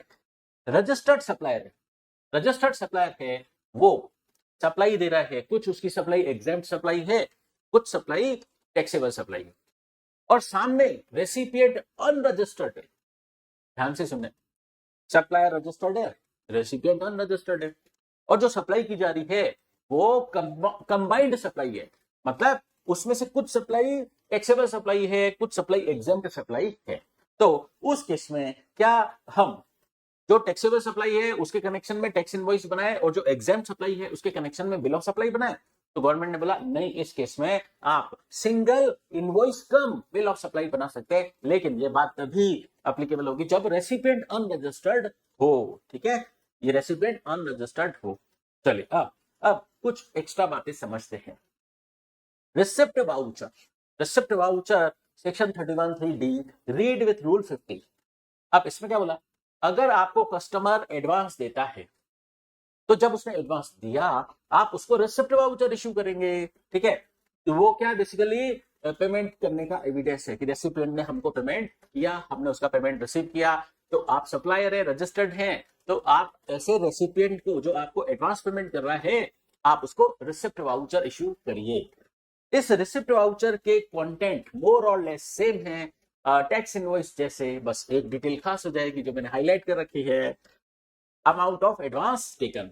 ठीक है, क्योंकि ये एडवांस का ही होता है ना, ये एडवांस के respect receipt voucher, advance payment मिल रहा है आपको, उसके कनेक्शन में आप एविडेंस दे रहे हो, तो ये बात खास हो जाएगी कि आपको वो एडवांस का अमाउंट मेंशन करना पड़ेगा इस रिसिप्ट वाउचर पर। अब एक खास बात समझते हैं।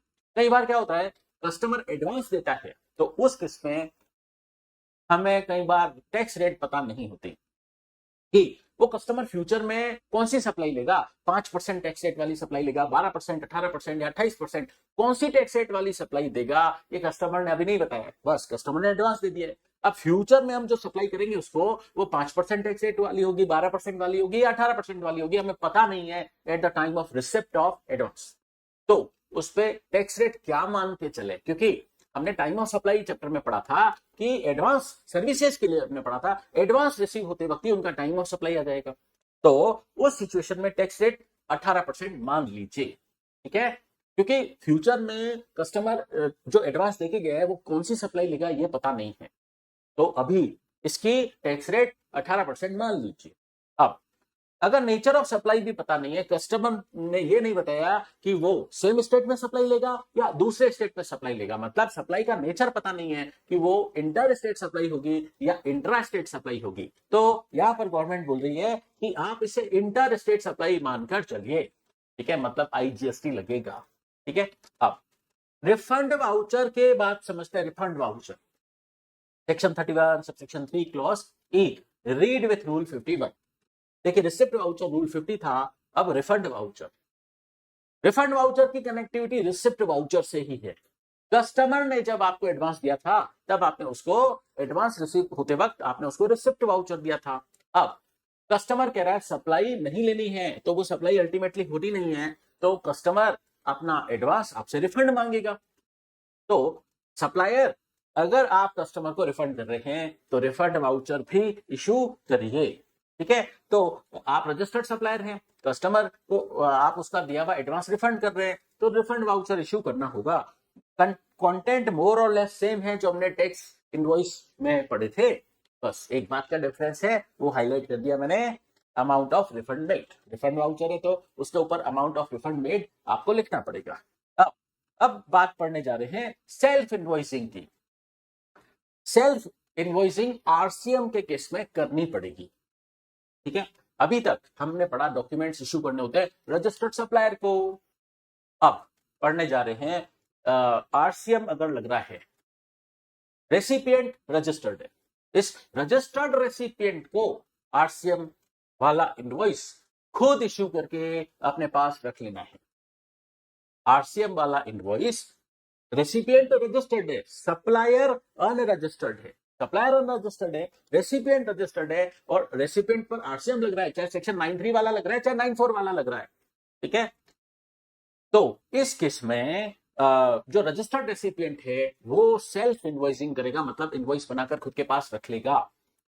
अब यहां पर सप्लायर अनरजिस्टर्ड है, अब इस अनरजिस्टर्ड सप्लायर के अंदर एक अमेंडमेंट हुआ है कि अगर कोई रजिस्टर्ड है और टीडीएस डिडक्टर के तौर पर रजिस्टर्ड है तो भी उसे अनरजिस्टर्ड सप्लायर माना जाएगा। दोबारा सुनिए मैंने क्या बोला, सेल्फ इनवॉइसिंग कब होती है, जब सप्लायर अनरजिस्टर्ड है, रेसिपिएंट रजिस्टर्ड है, तो सप्लायर अनरजिस्टर्ड है। अब कोई बोले सर सप्लायर रजिस्टर्ड तो है लेकिन वो नॉर्मल रजिस्ट्रेशन नहीं है, उसने टीडीएस डिडक्टर वाला रजिस्ट्रेशन लिया है, तो वो सप्लायर को अनरजिस्टर्ड मानो या रजिस्टर्ड मानो। गवर्नमेंट एक्सप्लेनेशन आपको दे रही है, इस केस में इस सप्लायर को जो टीडीएस डिडक्टर के तौर पर रजिस्टर्ड है उसको अनरजिस्टर्ड ही मानिए, सिर्फ इस सेल्फ इनवॉइसिंग जो आरसीएम के केस में होती है सिर्फ इस लिमिटेड पर्पस के लिए, ठीक है। तो और इस केस में इनवॉइस इशू करना होगा on the date of receipt of supply, चाहे गुड्स की चाहे सर्विस की, लेकिन रेसिपिएंट पर सेल्फ इनवॉइसिंग एप्लीकेबल नहीं होगी अगर सप्लायर रजिस्टर्ड है।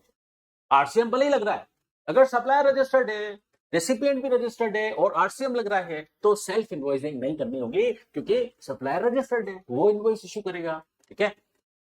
अब इसके कंटेंट्स भी मोर और लेस सेम हैं जैसा हमने टैक्स इनवॉइस के लिए पढ़ा था। अब एक खास बात इस बार से गवर्नमेंट लेकर आई है, रूल 47A। ये जो रजिस्टर्ड रेसिपिएंट अनरजिस्टर्ड सप्लायर से सप्लाई लेता है और उस केस में आरसीएम लग रहा है और इस रजिस्टर्ड रेसिपिएंट को सेल्फ इनवॉइस इशू करना है, तो ये कब तक इशू होगा? इसकी टाइम लिमिट पहले जीएसटी लॉ में कहीं पे भी नहीं दे रखी थी, गवर्नमेंट इस बार से रूल 47A लेकर आई है। और आपको पता है ये सेल्फ इनवॉइस कब तक इशू करना होगा? Within 30 days from the date of receipt of such supply, ठीक है। तो सप्लाई रिसीव होने के 30 दिन के अंदर आपको ये सेल्फ इनवॉइस इशू करना होगा। किसको? रजिस्टर्ड रेसिपिएंट को। अगर सेक्शन 93 या 94 वाला आरसीएम लग रहा है और सेल्फ इनवॉइस इशू करना है तो सप्लाई रिसीव होने के 30 दिन के अंदर इशू किया जाए ये सेल्फ इनवॉइस, ठीक है। चलिए अब हम पढ़ते हैं आरसीएम के लिए ही पढ़ने जा रहे हैं हम, बात जो पढ़ने जा रहे हैं वो आरसीएम के लिए ही पढ़ने जा रहे हैं, payment voucher. Payment voucher in case of RCM, RCM के केस में आपको पेमेंट वाउचर इशू करना पड़ेगा। सुनिए, रेसिपिएंट रजिस्टर्ड, सप्लायर चाहे रजिस्टर्ड है चाहे अनरजिस्टर्ड है, सप्लायर चाहे रजिस्टर्ड है चाहे अनरजिस्टर्ड है, रेसिपिएंट रजिस्टर्ड है, ठीक है। और आरसीएम चाहे कोई वाला भी लग रहा है, चाहे सेक्शन 393 वाला चाहे 94 वाला, ठीक है। तो उस केस में जब रेसिपिएंट सप्लायर को पेमेंट करेगा, रेसिपिएंट सप्लायर को पेमेंट करेगा, at that time recipient payment voucher issue करे इन केस ऑफ आरसीएम, समझे। और इस पेमेंट वाउचर के कंटेंट मोर और लेस सेम है, बस एक ही बात अलग है जो मैंने हाईलाइट कर दी है। Payment made, amount paid, payment voucher है तो अमाउंट पेड तो मेंशन करना पड़ेगा ना। चलिए अब हमने इतने सारे डॉक्यूमेंट्स पढ़े, अब एक और कैटेगरी है अदर डॉक्यूमेंट। टैक्स इनवॉइस के बजाय सप्लायर कोई अदर डॉक्यूमेंट भी इशू कर सकता है, लेकिन ये जो बात हम पढ़ने जा रहे हैं सिर्फ सर्विसेज के कनेक्शन में एप्लीकेबल है। इसलिए मैंने क्या किया, ये अदर डॉक्यूमेंट वाले जो प्रोविजन लिखे हैं यहां पर सर्विसेज को हाईलाइट कर दिया है। कुछ सर्विसेज गवर्नमेंट नोटिफाई कर सकती है, गवर्नमेंट को पावर दिया गया है, जीएसटी काउंसिल की रिकमेंडेशन पर गवर्नमेंट नोटिफिकेशन इशू करके कुछ सर्विसेज के लिए ये बोल सकती है कि आपको टैक्स इनवॉइस इशू करने की जरूरत ही नहीं है, और टैक्स इनवॉइस के बजाय आप अदर डॉक्यूमेंट इशू कर सकते हैं। तो हम पढ़ने जा रहे हैं अदर अदर डॉक्यूमेंट जो नोटिफाइड सर्विसेज के लिए ही बात अप्लीकेबल है। दोबारा सुनो मैंने क्या बोला, अदर डॉक्यूमेंट वाली बातें नोटिफाइड सर्विसेज के लिए ही अप्लीकेबल है। टैक्स इनवॉइस इशू करने के बजाय अदर डॉक्यूमेंट इशू किया जा सकता है। तो इससे रिलेटेड हम 3 रूल पढ़ेंगे, रूल 54, रूल 55 और रूल 55A। 3 रूल पढ़ेंगे। पहला रूल पढ़ते हैं, रूल 54। तो आप अदर डॉक्यूमेंट इशू कर सकते हैं इन स्टीड ऑफ टैक्स इनवॉइस। पहली नोटिफाइड सर्विस है जो टैक्सेबल है, और वो सर्विस है। Insurer, banking company, financial institution और एनबीएफसी अगर टैक्सेबल सर्विस दे रहे हैं, उनकी सप्लाई कर रहे हैं, तो वो टैक्स इनवॉइस के बजाय अदर डॉक्यूमेंट इशू करेंगे। बात हो गई है। उस अदर डॉक्यूमेंट के ऊपर कुछ इंफॉर्मेशन लिखना ऑप्शनल है और कुछ इंफॉर्मेशन लिखना मैंडेटरी है। तो कौन सी इंफॉर्मेशन इस केस में ऑप्शनल है? बिल का सीरियल नंबर लिखना ऑप्शनल है, रेसिपिएंट का एड्रेस लिखना ऑप्शनल है। 2 बातें ऑप्शनल है, बिल नंबर और रेसिपिएंट का एड्रेस। लेकिन उसके अलावा जो रूल 46 में टैक्स इनवॉइस के लिए पर्टिकुलर्स बताए गए हैं, इन 2 को छोड़कर बाकी अदर पर्टिकुलर्स आपको एज इट इज मेंशन करने पड़ेंगे, जैसे टैक्स इनवॉइस के केस में करते हैं। और ये जो अदर डॉक्यूमेंट है ना, वो भी फिजिकली इशू किया जा सकता है और अल्टरनेटिवली इलेक्ट्रॉनिकली इशू किया जा सकता है। अब एक बात सुनिए, हमने कंसोलिडेटेड टैक्स इनवॉइस की बात समझी थी, जहां पर value of supply less than 200 हो, तो डे एंड पर आपको कंसोलिडेटेड टैक्स इनवॉइस इशू करना होता है। अब इस चैप्टर में कंसोलिडेटेड टैक्स इनवॉइस की बातें 2 जगह। एक तो वो हम 200 रुपए वाली बात, value of supply less than 200 हो, वो वाली बात पढ़ चुके हैं। वहां पर डे एंड पर कंसोलिडेटेड टैक्स इनवॉइस इशू होता है। अब यहां पर हम पढ़ने जा रहे हैं मंथ एंड पर कंसोलिडेटेड टैक्स इनवॉइस इशू होगा। इसका मतलब इस चैप्टर में 2 टाइप के कंसोलिडेटेड टैक्स इनवॉइस हैं, एक तो है डे एंड वाला और एक है मंथ एंड वाला। ठीक है, चलिए। तो मंथ एंड पर जैसे बात देखो, एग्जांपल से समझते, बैंकिंग कंपनी है, मेरे बिजनेस का मान लीजिए बैंक अकाउंट ओपन है, तो क्या बैंक मुझे इनवॉइस इशू करेगा? नहीं करेगा। तो क्या बैंक स्टेटमेंट इशू करेगा? हाँ, ये बैंक स्टेटमेंट ही हो गया इस केस में अदर डॉक्यूमेंट। ठीक है, तो बैंक टैक्स इनवॉइस के बजाय अदर डॉक्यूमेंट इशू करेगा in the form of bank statement. और क्या वो रोज इशू करेगा? डेली नहीं, मंथली करेगा ना। बैंक स्टेटमेंट मंथली बेसिस पर मिलते हैं। तो इस केस में मंथ एंड के टाइम पर अदर डॉक्यूमेंट इशू होगा in the form of bank statement, और टैक्स इनवॉइस इशू नहीं होगा। ठीक है, बात समझ आ गई एग्जांपल से। अब एक बात सुनिए, कुछ केसेस में जो अदर डॉक्यूमेंट है या कंसोलिडेटेड टैक्स इनवॉइस है, वो इलेक्ट्रॉनिकली अगर इशू हो रहा है, अगर इलेक्ट्रॉनिकली इशू हो रहा है, तो उस पर सप्लायर और उसके ऑथोराइज रिप्रेजेंटेटिव के सिग्नेचर होना मैंडेटरी, सिग्नेचर या डिजिटल सिग्नेचर होना मैंडेटरी नहीं है। ठीक है, सिग्नेचर नॉट रिक्वायर्ड। अब पढ़ रहे हैं हम जीटीए जो by road in A goods carriage, goods transportation की सर्विस देते हैं। तो उस केस में बिल का सीरियल नंबर तो होना चाहिए, रेसिपिएंट का एड्रेस भी होना चाहिए, लेकिन और कुछ इंफॉर्मेशन मैंडेटरी इंफॉर्मेशन है। देखिए, जीटीए कंसाइनमेंट नोट इश्यू करता है, जीटीए कंसाइनमेंट नोट इश्यू करता है, उसके ऊपर क्या डिटेल मेंशन होनी चाहिए, ये हम पढ़ने जा रहे थे। तो कंसाइनमेंट नोट के ऊपर जीटीए ग्रॉस वेट मेंशन करे, ग्रॉस वेट, और कंसाइनर कंसाइनी का नेम उसके ऊपर मेंशन होना चाहिए, और जिस गुड्स कैरेजेस में वो गुड्स ट्रांसपोर्टेशन में जा रहा है, जैसे ट्रक में जा रहा है, तो वो ट्रक का रजिस्ट्रेशन नंबर होना चाहिए, कंसाइनमेंट नोट के ऊपर मेंशन होना चाहिए, और जो गुड्स ट्रांसपोर्टेशन में जा रहे हैं उनकी डिटेल होनी चाहिए, और प्लेस ऑफ ओरिजिन और डेस्टिनेशन मेंशन करना पड़ेगा। और देखिए, जीटीए के केस पे हमने 3rd chapter charge of GST chapter में अंदर एक बात पढ़ी थी कि जो भी फ्रेट पे करने के लिए लायबल है, कंसाइनर भी लायबल हो सकता है, कंसाइनी भी लायबल हो सकता है। ठीक है, आरसीएम लगता है। तो जो भी लायबल है, या कुछ केसेस में नॉर्मल चार्ज मैकेनिज्म में जीटीए खुद टैक्स जमा कराने के लिए लायबल होती है। तो इस कंसाइनमेंट नोट का टैक्स आरसीएम में कंसाइनर देगा या कंसाइनी देगा, या नॉर्मल चार्ज मैकेनिज्म में जीटीए खुद देगी, ये इस कंसाइनमेंट नोट के ऊपर मेंशन होना चाहिए। कहने का मतलब टैक्स को हम देगा इस कंसाइनमेंट नोट का जीटीए देगी या कंसाइनर देगा या कंसाइनी देगा, ये मेंशन होना चाहिए इस कंसाइनमेंट नोट पर। फिर बाकी सारी इंफॉर्मेशन वही जो हम टैक्स इनवॉइस के अंदर पढ़ के आए रूल 46 में। अब पैसेंजर ट्रांसपोर्टेशन सर्विस देने वाले सप्लायर अगर चाहें तो बिल का सीरियल नंबर मेंशन ना करें, ये इंफॉर्मेशन ऑप्शनल है, और रेसिपिएंट का एड्रेस भी मेंशन ना करें, ऑप्शनल है। लेकिन बाकी सारे पर्टिकुलर्स वही जो रूल 46 में टैक्स इनवॉइस के लिए बताए गए हैं वो मेंशन करना मैंडेटरी है। और इस केस में टैक्स इनवॉइस, देखिए पैसेंजर ट्रांसपोर्टेशन सर्विस है ना, तो इस केस में जो अदर टैक्स इनवॉइस के बजाय अदर डॉक्यूमेंट इशू हो सकता है, और वो अदर डॉक्यूमेंट क्या होगा, टिकट होगा। तो टैक्स इनवॉइस टिकट के फॉर्म में होगा, अदर डॉक्यूमेंट टिकट के फॉर्म में होगा, वही टैक्स इनवॉइस मान लिया जाएगा। ठीक है। और अगर वो डिजिटली अगर वो इलेक्ट्रॉनिक टिकट है तो उस पर सिग्नेचर नॉट रिक्वायर्ड, सप्लायर और उसके अथोराइज रिप्रेजेंटेटिव के सिग्नेचर होना जरूरी नहीं है अगर वो इलेक्ट्रॉनिक टिकट है।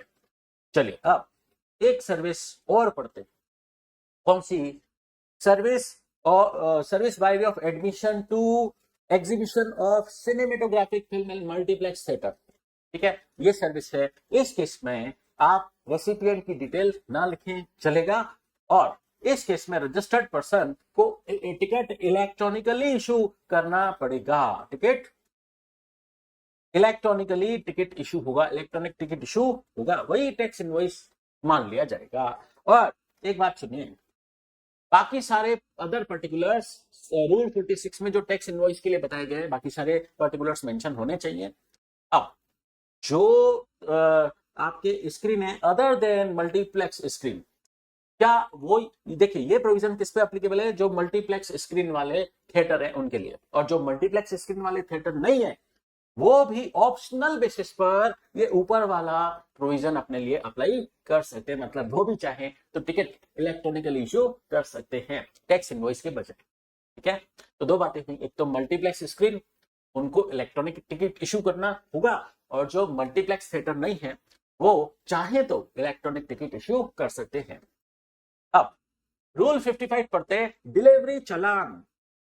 डिलीवरी चालान, देखिए कई बार क्या होता है, गुड्स ट्रांसपोर्टेशन में जा रहा है, गुड्स कहीं डिलीवर होता है और टैक्स इनवॉइस अभी इशू नहीं हुआ है।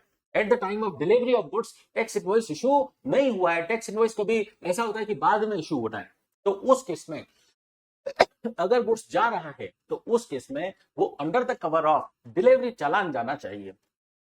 मतलब अगर गुड्स जा रहा है तो उसके साथ अगर आप टैक्स इनवॉइस नहीं भेज रहे हो तो आपको डिलीवरी चालान साथ में लगाना पड़ेगा। तो इनवॉइस बाद में इशू होना है गुड्स डिलीवर होने के बाद, तो गुड्स का रिमूवल होना चाहिए under the cover of delivery challan. अब सुनिए, नेचर ऑफ सप्लाई, कई बार जैसे लिक्विड गैस की सप्लाई होती है और गुड्स रिमूव करते वक्त एग्जैक्ट क्वांटिटी पता नहीं है, तो अगर एग्जैक्ट क्वांटिटी पता नहीं है तो उस केस में डिलीवरी चालान इशू किया जाए, टैक्स इनवॉइस इशू ना किया जाए। तो कई बार गुड्स जब रिमूव हो रहा है जैसे लिक्विड गैस, हमें क्वांटिटी का पता नहीं है इसलिए इनवॉइस इशू हो नहीं सकता, तो डिलीवरी चालान में आप प्रोविजनल क्वांटिटी लिखकर डिलीवरी चालान इशू कर सकते हैं। इनवॉइस बाद में जब एग्जैक्ट क्वांटिटी पता पड़ जाएगी तब हम टैक्स इनवॉइस बाद में इशू कर देंगे। चलिए अब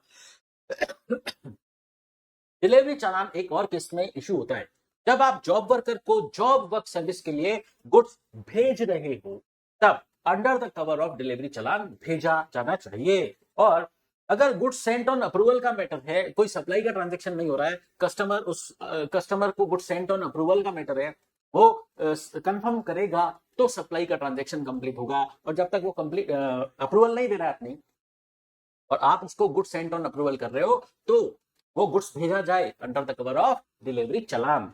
फिर अदर सप्लाईज के लिए government CBIC central board of indirect tax and customs वो कुछ सप्लाई नोटिफाई कर सकती है जहां पर वो डिलीवरी चालान की रिक्वायरमेंट रख सकती है।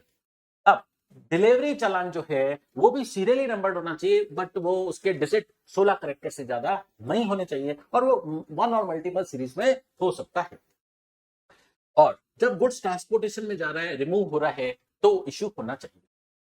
अब डिलीवरी चालान के कंटेंट क्या है, क्या उसमें पर्टिकुलर्स मेंशन होने चाहिए, डिलीवरी चालान की डेट और नंबर होना चाहिए, और अगर कंसाइनर रजिस्टर्ड है तो उसका नेम एड्रेस जीएसटीएन नंबर, और अगर रेसिपिएंट रजिस्टर्ड है तो उसका नेम एड्रेस और जीएसटीएन नंबर होना चाहिए, और गुड्स का डिस्क्रिप्शन और एचएसएन कोड मेंशन होना चाहिए। इसके अलावा क्वांटिटी पता नहीं है तो वो क्वांटिटी आप प्रोविजनल बेसिस पे लिख सकते हो, और taxable value, tax rate, tax amount अलग अलग बताइए, सीजीएसटी, एसजीएसटी, आईजीएसटी सब अलग अलग बताइए, ठीक है। और अगर इंटर स्टेट मूवमेंट हो रहा है तो प्लेस ऑफ सप्लाई भी बताना पड़ेगा, और लास्ट में सिग्नेचर होने चाहिए। चलिए अब ये डिलीवरी चालान कितनी कॉपीज में बनाया जाए। ओरिजिनल कॉपी कंसाइनी के लिए रहेगी, और डुप्लीकेट कॉपी ट्रांसपोर्टर के लिए, और ट्रिप्लीकेट तीसरी कॉपी कंसाइनर अपने रिकॉर्ड पर्पसेस के लिए बनाए। और कई बार क्या होता है, टैक्स इनवॉइस के बजाय डिलीवरी चालान इशू हुआ, गुड्स का मूवमेंट हो रहा है, तो ई-वे बिल जनरेट करना पड़ता है। तो ई-वे बिल में आपको रीजन बताना पड़ता है कि इस गुड्स का मूवमेंट क्यों हो रहा है। तो आपको वहां बताना पड़ता है क्या टैक्स इनवॉइस बना या डिलीवरी चालान के तहत इस गुड्स का मूवमेंट हो रहा है। तो ई-वे बिल जब ई-वे बिल पे आपको डिक्लेयर करना पड़ेगा कि ये गुड्स का movement under the cover of delivery challan हो रहा है। अब एक बात और समझते हैं, माल चला गया, tax under the cover of delivery challan चला गया, क्या टैक्स इनवॉइस बाद में इशू हो सकता है? हाँ, बाद में इशू हो सकता है गुड्स डिलीवर होने के बाद। अब एक और कंसेप्ट समझते हैं हम। देखिए कई बार क्या होता है, जैसे ये बहुत बड़ी मशीन है, इसमें मल्टीपल पार्ट्स लगे हुए हैं और ये साइज में बहुत बड़ी है। मैं इस मशीन का मैन्युफैक्चरर हूं, मेरे पास एक कस्टमर आया कि इस मशीन की सप्लाई करो, लेकिन ये मशीन इतनी बड़ी है कि मेरे गेट से बाहर तक नहीं निकल सकती, तो इस मशीन को कस्टमर के प्रीमाइसेस तक पहुंचाने के लिए मेरे को इसको सारे पार्ट्स खोलने पड़ते हैं, ठीक है, और फिर कस्टमर के प्रीमाइसेस पर जाकर उन सारे पार्ट्स को असेंबल करना पड़ता है, ठीक है, अगर मशीन इतने इस साइज की है तो कई बार या अदर केसेस में भी कई बार होता है कि गुड्स बैच में जा रहा है, पार्ट्स में जा रहा है, उसका इनवॉइस बन गया एक। फॉर एग्जांपल जो भी सप्लाई होनी है उसका एक इनवॉइस बन चुका है, लेकिन उस सप्लाई में जो गुड्स देना है वो 4 लॉट में अलग अलग टाइमिंग पर जाएगा, ठीक है। तो इस केस में गुड्स पार्ट्स में जा रहा है कस्टमर के पास, तो कंप्लीट इनवॉइस का एक ही बनेगा, या 4 पार्ट्स में जा रहा है तो इनवॉइस 4 बनेंगे। तो सुनिए, कंप्लीट इनवॉइस एक ही बनेगा भले ही वो गुड्स 4 लॉट में जा रहा है। और कई बार देखिए, अगर मैं बड़ी मशीन कस्टमर को सप्लाई कर रहा हूं और उसके लिए मैंने पार्ट्स खोल दिए, कुछ कुछ पार्ट्स की मैंने ग्रुपिंग कर दी है, ठीक है, 3-3 4-4 पार्ट एक साथ करके भेज रहा हूं मैं, तो वो कहलाता है सेमी नॉकडाउन कंडीशन।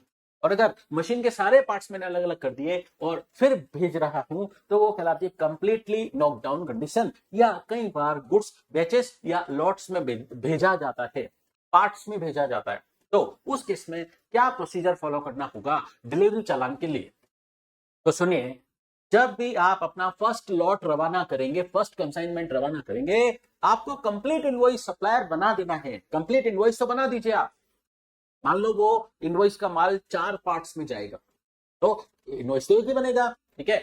इनवॉइस तो बनाकर अपने पास ही रख लीजिए, अभी सप्लायर अपने पास ही रखिए। अभी देखो मैं यूं बोलना चाह रहा हूं, सपोज एक इनवॉइस का माल है, 4 पार्ट्स में जाना है, फर्स्ट, सेकेंड, थर्ड, फोर्थ, ठीक है, 4 पार्ट्स में एक इनवॉइस का माल कस्टमर को डिलीवर होना है। तो ये जो पहली 3 बार है, 3 बार में माल जा रहा है फर्स्ट 3 टाइमिंग पर, तो उस टाइमिंग पर आपको हर बार के लिए अलग अलग डिलीवरी चालान बनाना है। 3 डिलीवरी चालान बनेंगे, यस बनेंगे। तो क्या इन तीनों टाइमिंग के वक्त सर्टिफाइड कॉपी इनवॉइस की, कंप्लीट इनवॉइस की सर्टिफाइड कॉपी इन 3 बार डिलीवरी चालान जाएंगे, तो उन तीनों डिलीवरी चालान के साथ साथ क्या वो certified copy of invoice attach करनी पड़ेगी? करनी पड़ेगी।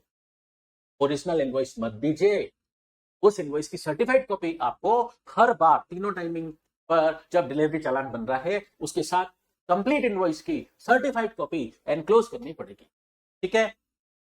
फिर उस पे आपको कंप्लीट इनवॉइस का रेफरेंस देना पड़ेगा हर डिलीवरी चालान पर, तीनों डिलीवरी चालान पर आपको कंप्लीट इनवॉइस का रेफरेंस देना पड़ेगा।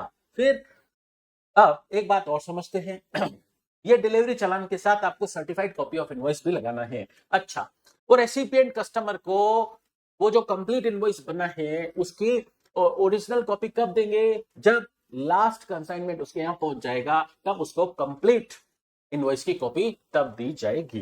ठीक है, तो इस तरीके से सिस्टम है। अच्छा, ये चौथी बार भी डिलीवरी चालान बनेगा कि नहीं बनेगा? 4 लॉट में जा रहा है, 4 डिलीवरी चालान बनेंगे। सिस्टम क्या है? कंप्लीट इनवॉइस पहले ही बना दो, लेकिन पहले 3 टाइमिंग पर आपको डिलीवरी चालान हर टाइम पर देना है along with certified copy of invoice, और चौथे बार तो ओरिजिनल इनवॉइस देना है और डिलीवरी चालान भी रेसिपिएंट को देना है। सिस्टम समझ आ गया? चलिए अब एक बात और समझते हैं। जो ट्रक का ड्राइवर है, जो भी कन्वेंस का पर्सन इंचार्ज है, जो गुड्स को ट्रांसपोर्टेशन में ले जा रहा है, क्या वो अपने साथ टैक्स इनवॉइस या बिल ऑफ सप्लाई की कॉपी कैरी करे या ना कैरी करे? ठीक है, तो हमने पढ़ा कि कैरी करना जरूरी नहीं है, कैरी करे या ना करे। सुनिए, यहां क्या बोला है? कैरी करे, कैरी करे। If such person is not required to carry e way bill. सुनिए, तो मतलब क्या हुआ इसका? अगर ई वे बिल नहीं जा रहा है तो फिर टैक्स इनवॉइस और बिल ऑफ सप्लाई की कॉपी वो गुड्स ट्रांसपोर्ट में जो जा रहे हैं उनके साथ होनी चाहिए। पर्सन इंचार्ज ड्राइवर को अपने साथ टैक्स इनवॉइस और बिल ऑफ सप्लाई की कॉपी लेके जाना है अगर उस सप्लाई के रेस्पेक्ट में ई वे बिल जनरेट नहीं हुआ है। अब एक बात और समझते हैं। कई बार क्या होता है, फॉर एग्जाम्पल मैंने राजस्थान, अब ये इसको सर्कुलर समझते हैं हम।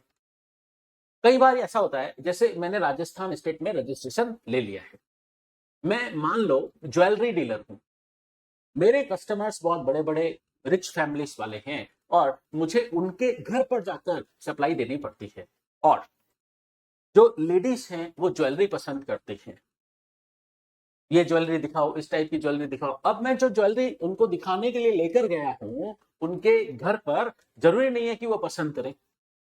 तो उस केस में जब मैं ज्वेलरी लेकर गुड्स का मेरा मूवमेंट हो रहा है तो क्या under the cover of delivery challan होना चाहिए? यस, होना चाहिए। और अगर ई वे बिल अप्लीकेबल है तो ई वे बिल भी साथ होना चाहिए, मतलब डिलीवरी चालान और ई वे बिल तो होना चाहिए, लेकिन टैक्स इनवॉइस अभी नहीं बनेगा। जब वो डिलीवरी कंफर्म कर देंगे कि यस इस गुड्स को हम एक्सेप्ट करते हैं, तब टैक्स इनवॉइस इशू होगा। तो मैं अपने साथ क्या invoice book, bill book carry करके ले जाऊं? यस, कैरी करके ले जाना पड़ेगा। अच्छा, एक प्रोविजन और है। मेरा राजस्थान स्टेट में रजिस्ट्रेशन है, मान लो मेरा कोई गुजरात का कस्टमर है, मैं दूसरे स्टेट में अपना ये माल अपने कस्टमर को दिखाने ले जा रहा हूं, तो क्या मुझे सीटीपी कैजुअल टैक्सेबल पर्सन के तौर पर रजिस्ट्रेशन लेना होगा? क्या नहीं, क्योंकि कैजुअल टैक्सेबल पर्सन के लिए गवर्नमेंट ने रिक्वायरमेंट क्या रखी है कि जैसे गुजरात में ये माल ले जा रहा हूं तो मैं क्या गुजरात में सीटीपी के तौर पर रजिस्ट्रेशन कराऊं? नहीं, क्योंकि मुझे सप्लाई का ही पता नहीं है कि मेरा गुड्स कस्टमर को पसंद आएगा या नहीं आएगा, और उस पर एस्टिमेटेड टैक्स लायबिलिटी क्या होगी ये भी मैं अभी एडवांस में पता नहीं लगा सकता। देखिए, सीटीपी के तौर पर रजिस्ट्रेशन की रिक्वायरमेंट है कि एस्टिमेटेड टैक्स लायबिलिटी आप एडवांस में पे करो, तभी आपका सीटीपी के तौर पर रजिस्ट्रेशन होता है। तो ये कंडीशन मैं फुलफिल नहीं कर पाऊंगा, इसलिए सीटीपी के तौर पर रजिस्ट्रेशन नहीं होगा। ठीक है, तो खास बात है क्या है?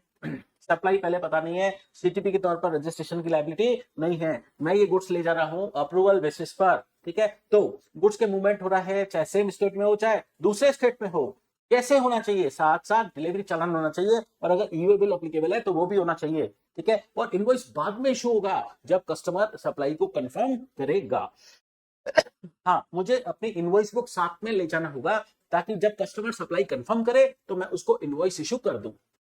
ठीक है, अच्छा, अगर डिफरेंट स्टेट में ले गया, मेरा राजस्थान का स्टेट का रजिस्ट्रेशन है और मैं गुजरात में किसी कस्टमर को ये ज्वेलरी दिखाने लेकर गया हूं, तो क्या उस केस में मुझे, मैं सप्लाई वहीं जाकर दे रहा हूं, सीजीएसटी एसजीएसटी लगे या आईजीएसटी लगे, तो इस केस में इसे इंटर स्टेट सप्लाई माना जाएगा, क्योंकि मेरा खुद का रजिस्ट्रेशन राजस्थान का है और वो कस्टमर जहां मैं सप्लाई दे रहा हूं वो गुजरात के हैं, तो ये इंटर स्टेट सप्लाई हुआ और इस केस में फिर आईजीएसटी लगेगा। चलिए फिर एक बात और समझते हैं, ठीक इससे ही मिलती जुलती है। कई बार कोई आर्टिस्ट है, उसने कोई पेंटिंग बनाई है और वो आर्ट गैलरी को भेज देता है, ठीक है, एग्जीबिशन वगैरह के लिए, और फिर आर्ट गैलरी उस आर्टिस्ट के बिहाफ पर वो पेंटिंग सेल कर देते। तो जब ये आर्टिस्ट उस आर्ट गैलरी को वो पेंटिंग भेज रहा है तो उसे सप्लाई तो नहीं माना जाएगा, क्योंकि पेंटिंग वास्तव में बिकेगी या नहीं बिकेगी ये पता नहीं है, ठीक है। तो अभी तो इसे सप्लाई नहीं माना जाएगा, लेकिन ये रवाना होना है माल तो क्या under the cover of delivery challan होना चाहिए, और अगर इसमें ई वे बिल के भी प्रोविजन एप्लीकेबल है तो डिलीवरी चालान के साथ साथ ई वे बिल भी होना चाहिए, ठीक है। तो इनवॉइस बाद में बनेगा जब आर्ट गैलरी उस पेंटिंग को बेच देगी, तब एक्चुअल इनवॉइस बनेगा, ठीक है। तो शुरू में जब आर्टिस्ट उस आर्ट गैलरी को अपनी पेंटिंग भेज रहा है तो कोई कंसिडरेशन तो मिला नहीं, तो ये सप्लाई तो है ही नहीं उस टाइमिंग पर। लेकिन बायर को वो पेंटिंग पसंद आ गई, उसने आर्ट गैलरी से परचेज कर ली, तब वो एक्चुअल सप्लाई ट्रीट होगा और उस पर जीएसटी एप्लीकेबल होगा, और अगर ये इंटर स्टेट सप्लाई है तो आईजीएसटी लगेगा, ठीक है। चलिए अब समझते हैं हम डेबिट नोट और क्रेडिट नोट का कंसेप्ट जीएसटी में सेक्शन 34, सीजीएसटी एक्ट का सेक्शन 34, और रिलेटेड रूल हम पढ़ेंगे 53 सब रूल 1A। चलिए पहले पढ़ते हैं हम क्रेडिट नोट। क्रेडिट नोट आप इशू कर सकते हैं, चाहे आप गुड्स के सप्लायर है चाहे सर्विस के सप्लायर है, क्रेडिट नोट सप्लायर इशू करेगा। अब यहां पर कुछ सिचुएशंस दे रखी हैं, उन सिचुएशंस में ही क्रेडिट नोट इशू हो सकता है। तो चलिए पढ़ते हैं।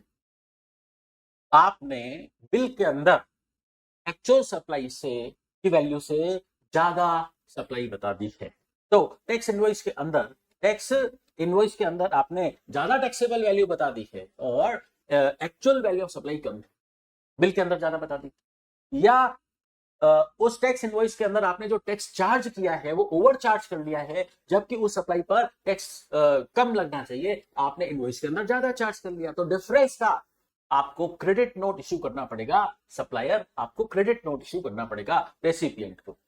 तीसरा केस, अगर सप्लायर आपको रेसिपिएंट गुड्स रिटर्न कर दे तो उस गुड्स रिटर्न के केस में आपको क्रेडिट नोट इश्यू करना पड़ेगा, और सारी बातें सप्लायर पर हैं, ये credit note debit note supplier को इश्यू करने होंगे, रेसिपिएंट को नहीं, ठीक है। और फोर्थ है, अगर उस गुड्स और सर्विस में कुछ डेफिशिएंसी है, मतलब गुड्स कम है या सर्विस अच्छी क्वालिटी की नहीं है, बाद में पैसा कम हो रहा है जितना ओरिजिनल बिल में चार्ज कर लिया है, तो डिफरेंस के अमाउंट के लिए सप्लायर रेसिपिएंट को क्रेडिट नोट इश्यू करेगा। तो ये 4 सिचुएशन में सप्लायर रेसिपिएंट को क्रेडिट नोट इश्यू करेगा, ठीक है। अब एक बात समझते हैं, क्या इस क्रेडिट नोट पर प्रेस्क्राइब्ड पर्टिकुलर्स होने चाहिए? यस, वो अभी हम थोड़ी देर में पढ़ेंगे, लेकिन सुनिए एक सिंगल इनवॉइस के रेस्पेक्ट में क्या मल्टीपल क्रेडिट नोट इश्यू किए जा सकते हैं? हाँ, मल्टीपल क्रेडिट नोट इश्यू किए जा सकते हैं सिंगल इनवॉइस के रेस्पेक्ट में। अब सुनिए, एक क्रेडिट नोट इश्यू हो सकता है क्या मल्टीपल इनवॉइसेस के लिए? यस, दो अलग अलग बातें, एक इनवॉइस के लिए आप मल्टीपल क्रेडिट नोट इश्यू कर सकते हो और मल्टीपल इनवॉइसेस का एक ही क्रेडिट नोट इश्यू कर सकते हैं, लेकिन इसके लिए फॉर सप्लाई, फॉर ये वर्ड इंपॉर्टेंट है, for supply made, for supplies made in a financial year, ठीक है। तो वो सारी सप्लाई एक ही फाइनेंशियल ईयर की होनी चाहिए, ये बात ध्यान रखना। चलिए, अब सप्लायर आपने क्रेडिट नोट इश्यू कर दिए हैं, क्या ये क्रेडिट नोट की आपको कहीं रिपोर्टिंग करनी पड़ेगी?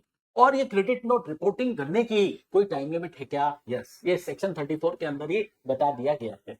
तो आपने क्रेडिट नोट इश्यू कर दिया, आप रजिस्टर्ड सप्लायर हो, तो आपको ये रिपोर्टिंग करनी पड़ेगी, बताने पड़ेंगे कि हमने क्रेडिट नोट इश्यू किए हैं। कब तक बताने पड़ेंगे? उस रेस्पेक्टिव फाइनेंशियल ईयर के एंड से 30 नवंबर तक, रेस्पेक्टिव फाइनेंशियल ईयर के एंड से 30 नवंबर तक बताना पड़ेगा, और उस रेलेवेंट ईयर का जब एनुअल रिटर्न फाइल करने की एक्चुअल डेट है, इन दोनों इवेंट में से जो भी अर्लियर है, एट दैट टाइम आपको ये क्रेडिट नोट की रिपोर्टिंग कर देनी है, ठीक है। और आपको अपनी टैक्स लायबिलिटी भी तो एडजस्ट करनी पड़ेगी। यस, करनी पड़ेगी। देखिए, सप्लाई की टैक्सेबल वैल्यू ज्यादा हो गई, टैक्स रेट ज्यादा हो गई, तो इनवॉइस के अंदर टैक्सेबल वैल्यू या टैक्स रेट ज्यादा है, अब आपको ये कम करनी थी तो आपने क्रेडिट नोट इश्यू कर दिया। इसका मतलब इनिशियली आपका आउटपुट टैक्स ज्यादा बन रहा था, अब क्या सप्लायर अपना आउटपुट टैक्स रिड्यूस करे? यस, ये टैक्स लायबिलिटी में एडजस्टमेंट होगा। कब? क्रेडिट नोट इश्यू करने से tax liability, output tax liability reduce होगी, ठीक है। एक कंडीशन के साथ, सप्लायर आप अपना ये आउटपुट टैक्स लायबिलिटी कम तभी कर पाओगे जब उधर आपका रेसिपिएंट अपनी आईटीसी रिवर्स करेगा। ठीक है, तभी इधर सप्लायर अपना ये आउटपुट टैक्स रिड्यूस करेगा। अब समझते हैं हम डेबिट नोट की बात। डेबिट नोट कब इशू होगा? डेबिट नोट कब इशू होगा मतलब सप्लायर और पैसा मांगना चाहता है रेसिपिएंट से, तो जो एक्चुअल सप्लाई है उसकी वैल्यू ज्यादा है, लेकिन टैक्स इनवॉइस के अंदर कम वैल्यू चार्ज की गई है, या टैक्स पेबल एक्चुअल में ज्यादा है लेकिन इनवॉइस के अंदर टैक्स कम चार्ज किया गया है, तो डिफरेंस का सप्लायर रेसिपिएंट को डेबिट नोट इशू करेगा। अब क्या उसपे भी प्रिस्क्राइब पर्टिकुलर्स होने चाहिए? हाँ, होने चाहिए। अब यहां पर भी वही कॉमन बात जो हमने क्रेडिट नोट के लिए पढ़ी थी, सिंगल इनवॉइस के रेस्पेक्ट में क्या मल्टीपल डेबिट नोट इशू हो सकते हैं? हाँ, हो सकते हैं। या मल्टीपल इनवॉइस के रेस्पेक्ट में एक सिंगल डेबिट नोट इशू हो सकता है। सुनिए, एक सिंगल इनवॉइस के लिए आप मल्टीपल डेबिट नोट इशू कर सकते हो, यस। या मल्टीपल इनवॉइस के रेस्पेक्ट में एक डेबिट नोट इशू कर सकते हो, यस। और यहां पे भी यही बात कि वो सारी supplies in a financial year वाली होनी चाहिए, ठीक है। तो ऐसा नहीं है कि अलग अलग फाइनेंशियल ईयर की सप्लाई थी और आप एक डेबिट नोट या क्रेडिट नोट दे रहे हो, ऐसा नहीं चलेगा। वो सारी सप्लाई एक पर्टिकुलर फाइनेंशियल ईयर से ही बिलोंग करनी चाहिए, उसके रिस्पेक्ट में आप debit note credit note issue कर पाएंगे मल्टीपल। अब क्या ये डेबिट नोट भी आपको डिक्लेयर करने पड़ेंगे सप्लायर? यस, आपको ये डिक्लेयर करने पड़ेंगे। और last to last maximum time limit क्या है? जिस महीने भी वो डेबिट नोट इशू हुआ उसी सेम मंथ में आपको ये डेबिट नोट रिपोर्ट करना पड़ेगा अपने रिटर्न्स में, और साथ ही साथ टैक्स लायबिलिटी में भी एडजस्टमेंट करना पड़ेगा। कब? टैक्स लायबिलिटी में पता है क्या एडजस्टमेंट होगा? डेबिट नोट इशू करने से सप्लायर की टैक्स लायबिलिटी इंक्रीज होती है, तो अपनी टैक्स लायबिलिटी बढ़ानी पड़ेगी, ठीक है।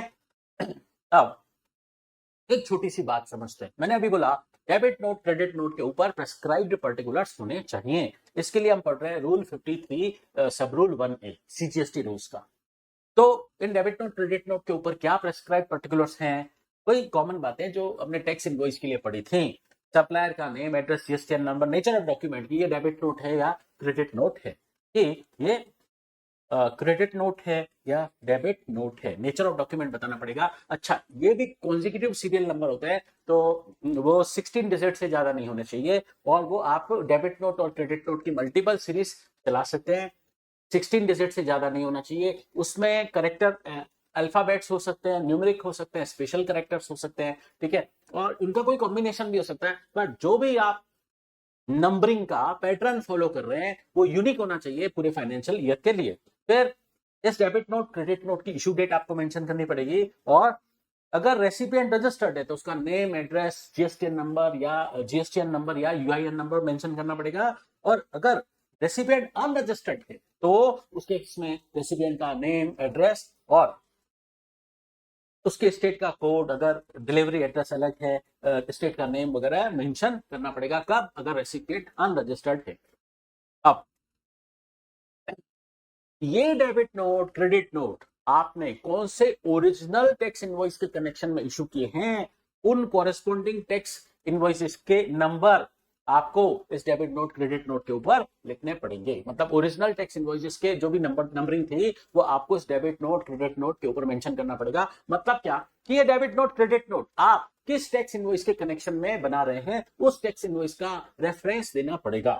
फिर टैक्सेबल वैल्यू बतानी पड़ेगी और टैक्स रेट बतानी पड़ेगी, और सबसे खास बात डेबिट नोट क्रेडिट नोट के अंदर आपने कितना टैक्स क्रेडिट किया, कितना टैक्स डेबिट किया, वो भी बताना पड़ेगा। और सबसे लास्ट में क्या कि सप्लायर और उसके अथोराइज रिप्रेजेंटेटिव के सिग्नेचर या डिजिटल सिग्नेचर होने चाहिए, ठीक है। तो इसके साथ ही कंप्लीट हुआ आपका इस चैप्टर का रिवीजन।